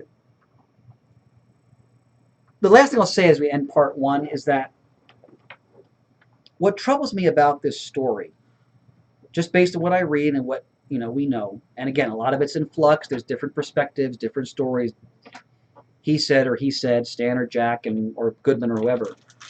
But what troubles me is Martin Goodman, by this point, he was a millionaire. Right? He was Marvel was becoming the leader. They were starting to outstrip DC.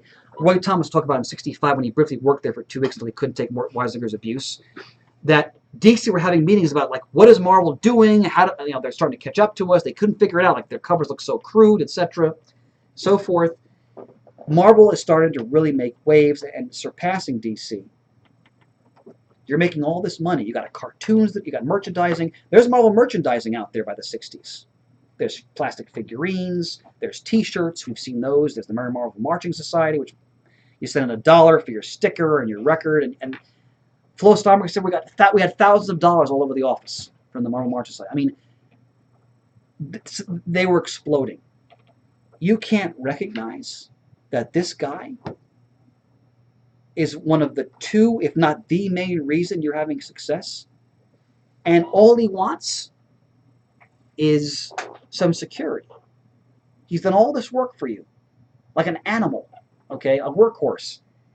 And they were giving him page bumps. I mean, he was making a decent living, but you couldn't give him a sense of, okay, this company recognizes what I've done, and they're going to invest in me now a little bit more and give me some security, make me feel more assured, because comic artists had no security then, essentially.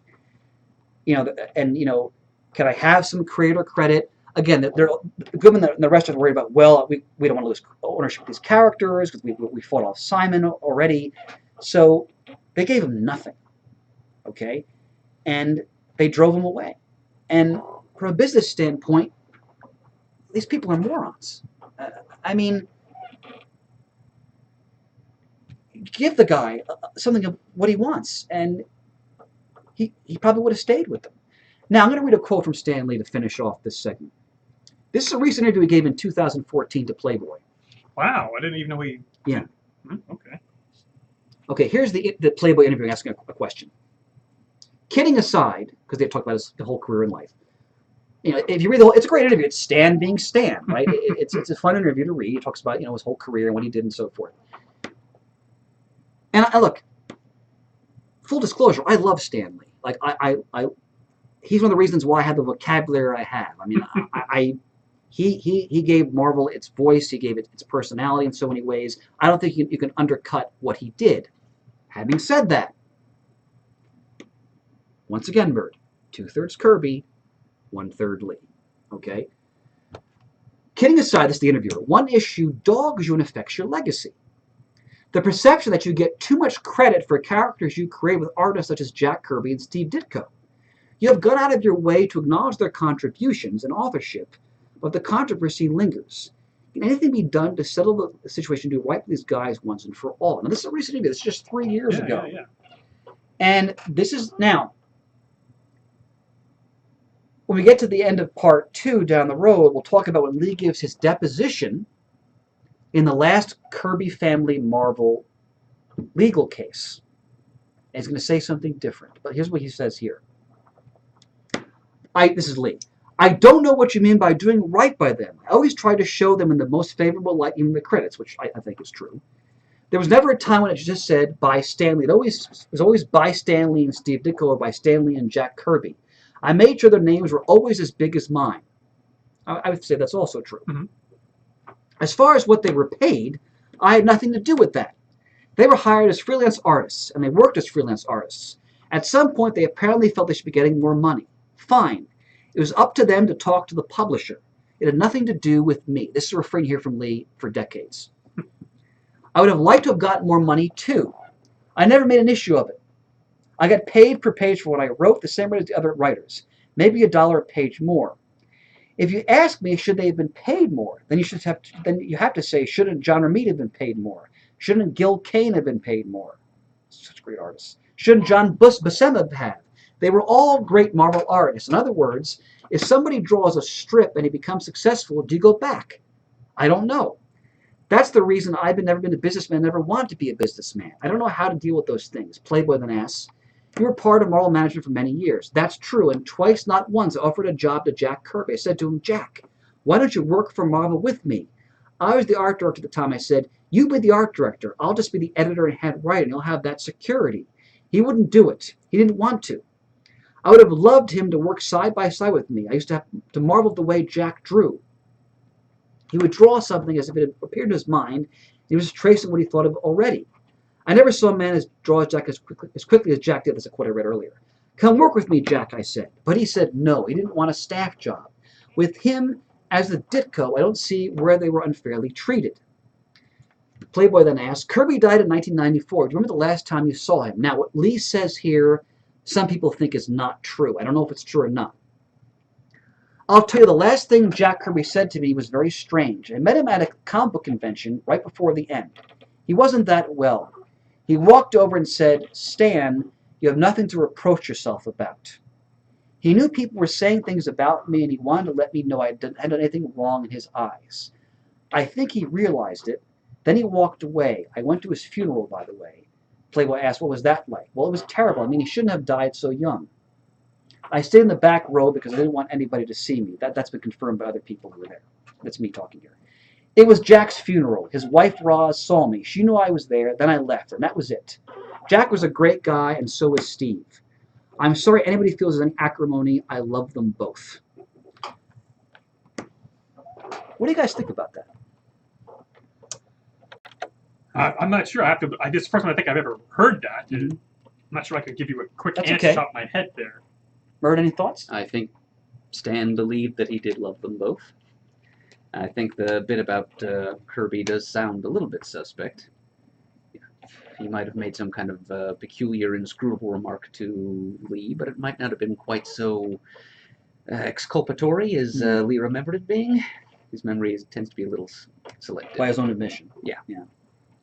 I read this interview not to put Stanley in a bad light, because I love Stanley. I hope people realize in this episode that I'm also, and as I've done in other episodes, I'm also praising the invaluable contribution he made to Marvel. I mean, he was the guiding hand editorially. I can't undercut that of the whole line. So his role is vital. I mean, as I said, Disney just acknowledged both he and Kirby as legends in their induction ceremony.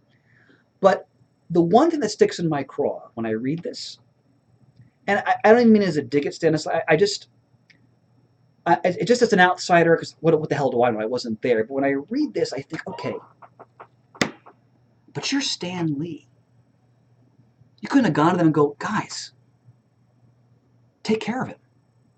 Like, he's one of the main reasons we're here. Now, maybe he felt that wasn't his place. Maybe he felt, I'm the company man and this is my job and it's not my role to go and tell these guys what to do. Meaning the publisher, first Goodman, then the corporation that bought Goodman out at the end of the 60s. Wanted the publishers and the money men to like him, too. Yeah. I mean, and when Cadence, Perfect Count that became Cadence, bought Marvel out, they said, we don't buy this company unless Stan Lee comes with it. Not Jack Kirby, Stan Lee, because Lee was the face, right? He was in the media. That probably stuck in Kirby's craw too. Kirby once said, when he found out what Goodman sold the company for, I don't know what the amount was, but he said, Ant-Man's worth more than that. Like, Kirby was the visionary. Like, he saw like what this stuff, the potential of all this. He would often say, the San Diego Comic-Con, eventually all the movie people are going to come to it.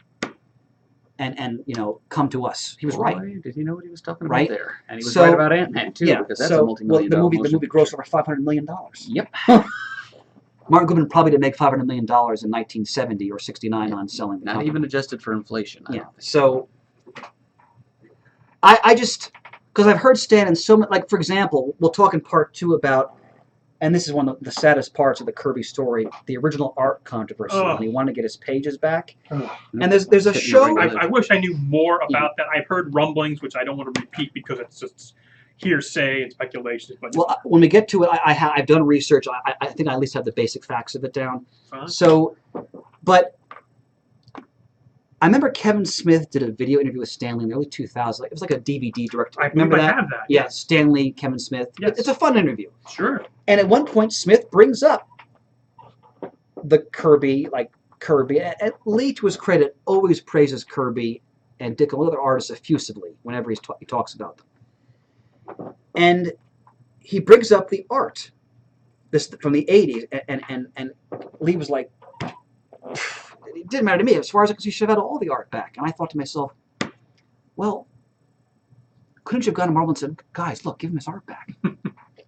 I don't know. I just, it's just a gut reaction on my part because we don't really know all these because we weren't there within these meetings and these different perspectives. But as an outsider, I just think like, couldn't he have said something? Like maybe he did behind the scenes. We just don't know, to be fair. But in public, it seems like he didn't. He never said anything. And Stan Lee, I mean, whether he realized it or not, he's the face of Marvel. That gives you power. That gives you influence. Couldn't you have said something? Instead of saying, Jack, I'm sorry, it's out of my hands. I can't do anything about it. I mean, Lee, when Kirby leaves in 1970, Marie Severin, who was known for a wonderful sense of humor, found an old stogie of his in the office, in the bullpen, and she like stapled it to you can find a picture of it online, an old photograph. She staples it to like on the wall, it's like the king has left or something like that. Like people were shocked that Kirby quit. And apparently, according to Roy Thomas, Lee was just like thunderstruck that like Kirby Coleman said, Stan, I'm going to California. I'm leaving for DC. Oh, he's already in California. I'm leaving for DC. Like he was thunderstruck. And did he not realize how unhappy Kirby was? I don't know. I mean, Gil Kane is quoted as saying that, you know, he'd go out to lunch with Kirby, and Kirby would like really complain about Lee, and then Kane said Kirby would go back to the office, and he'd do exactly what Stan told him to do. You can find the quote. I'm paraphrasing it. Right. Because Lee, the other thing we have to remember is Lee was the boss, right? In addition to being his creative partner, he had rank on him. How did Kirby feel working for his former office boy? Right? Mm-hmm. I mean, I think these are both great men, but they're still human beings. And there's ego. I mean, Stan Lee clearly has an ego. I don't think there's any doubt about that. But, you know, Kirby's a human being. I think he's a far more humble man. But I think there's got to be ego. I mean, I've read interviews where he said he'd go into toy stores with his grandson. He'd get physically ill seeing his art on toys he got nothing for. I mean, you want to cry when you read some of these anecdotes. Like, and we'll get into that more into part two because that really hits the fan in later years. But I just think it's a shame that in 1970, a company he basically built didn't realize that and drove him off. I mean, didn't have to be. Again, too many of these publishers, it's all about it's the money, it's the short term like profit line, and you know I got to make sure I control everything, and you know there's no vision, right? And I'm sure in Kirby's mind, Mark Goodman was probably like this little man with no vision, basically, and sounds like he was pretty much. And imagine like you're this diminutive guy, Jack Kirby, in this little frame with just this epic amount of creative energy bursting out of every pore, and you got to report to a guy like that. So I'm sure it was very difficult. And we'll talk in part two about moving over to DC and sort of like the next phase of just sort of his creative wellspring, so to speak. So I think we've shot our bolt on part one. Wow, that's a marathon. We told you it would be a long episode. You were quite thorough. We can't go through everything, No, but that never was thorough enough. I mean, we could be going on for more hours, but some of us have to eat and sleep at some point. But we will return to this topic in a fortnight. I don't know. We'll return to this topic. Yeoman's work. Hope everybody enjoyed that. Honored, gentlemen. All right. And once again, this episode of Comic Geek Speak was brought to you by SuperheroStuff.com. You can go to for all of your Superhero stuff. Excellent, excellent. If you want to leave us a voicemail, the number is 267-702-6642. You can send us an email. We're comicgeekspeak@gmail.com. You can like us on Facebook, follow us on Twitter. We're at Comic Geek Speak. You can join in the conversation at thecomicforums.vanillaforums.com and talk back about this topic. Many other topics. I'm sure there'll be a lot more Kirby talk as we get close to his actual 100th birthday. And if I didn't already mention it, you can actually find all of our archived episodes, because you mentioned many other spotlights, Yes. at the comicgeekspeak.com website. You can search our archives. They should all be there, all available to listen to and download for free. If it's free, it should be for you. Again, stay tuned for part 2. Thank you, everybody, for listening. And as always, we are uniting the world's mightiest heroes, one listener at a time.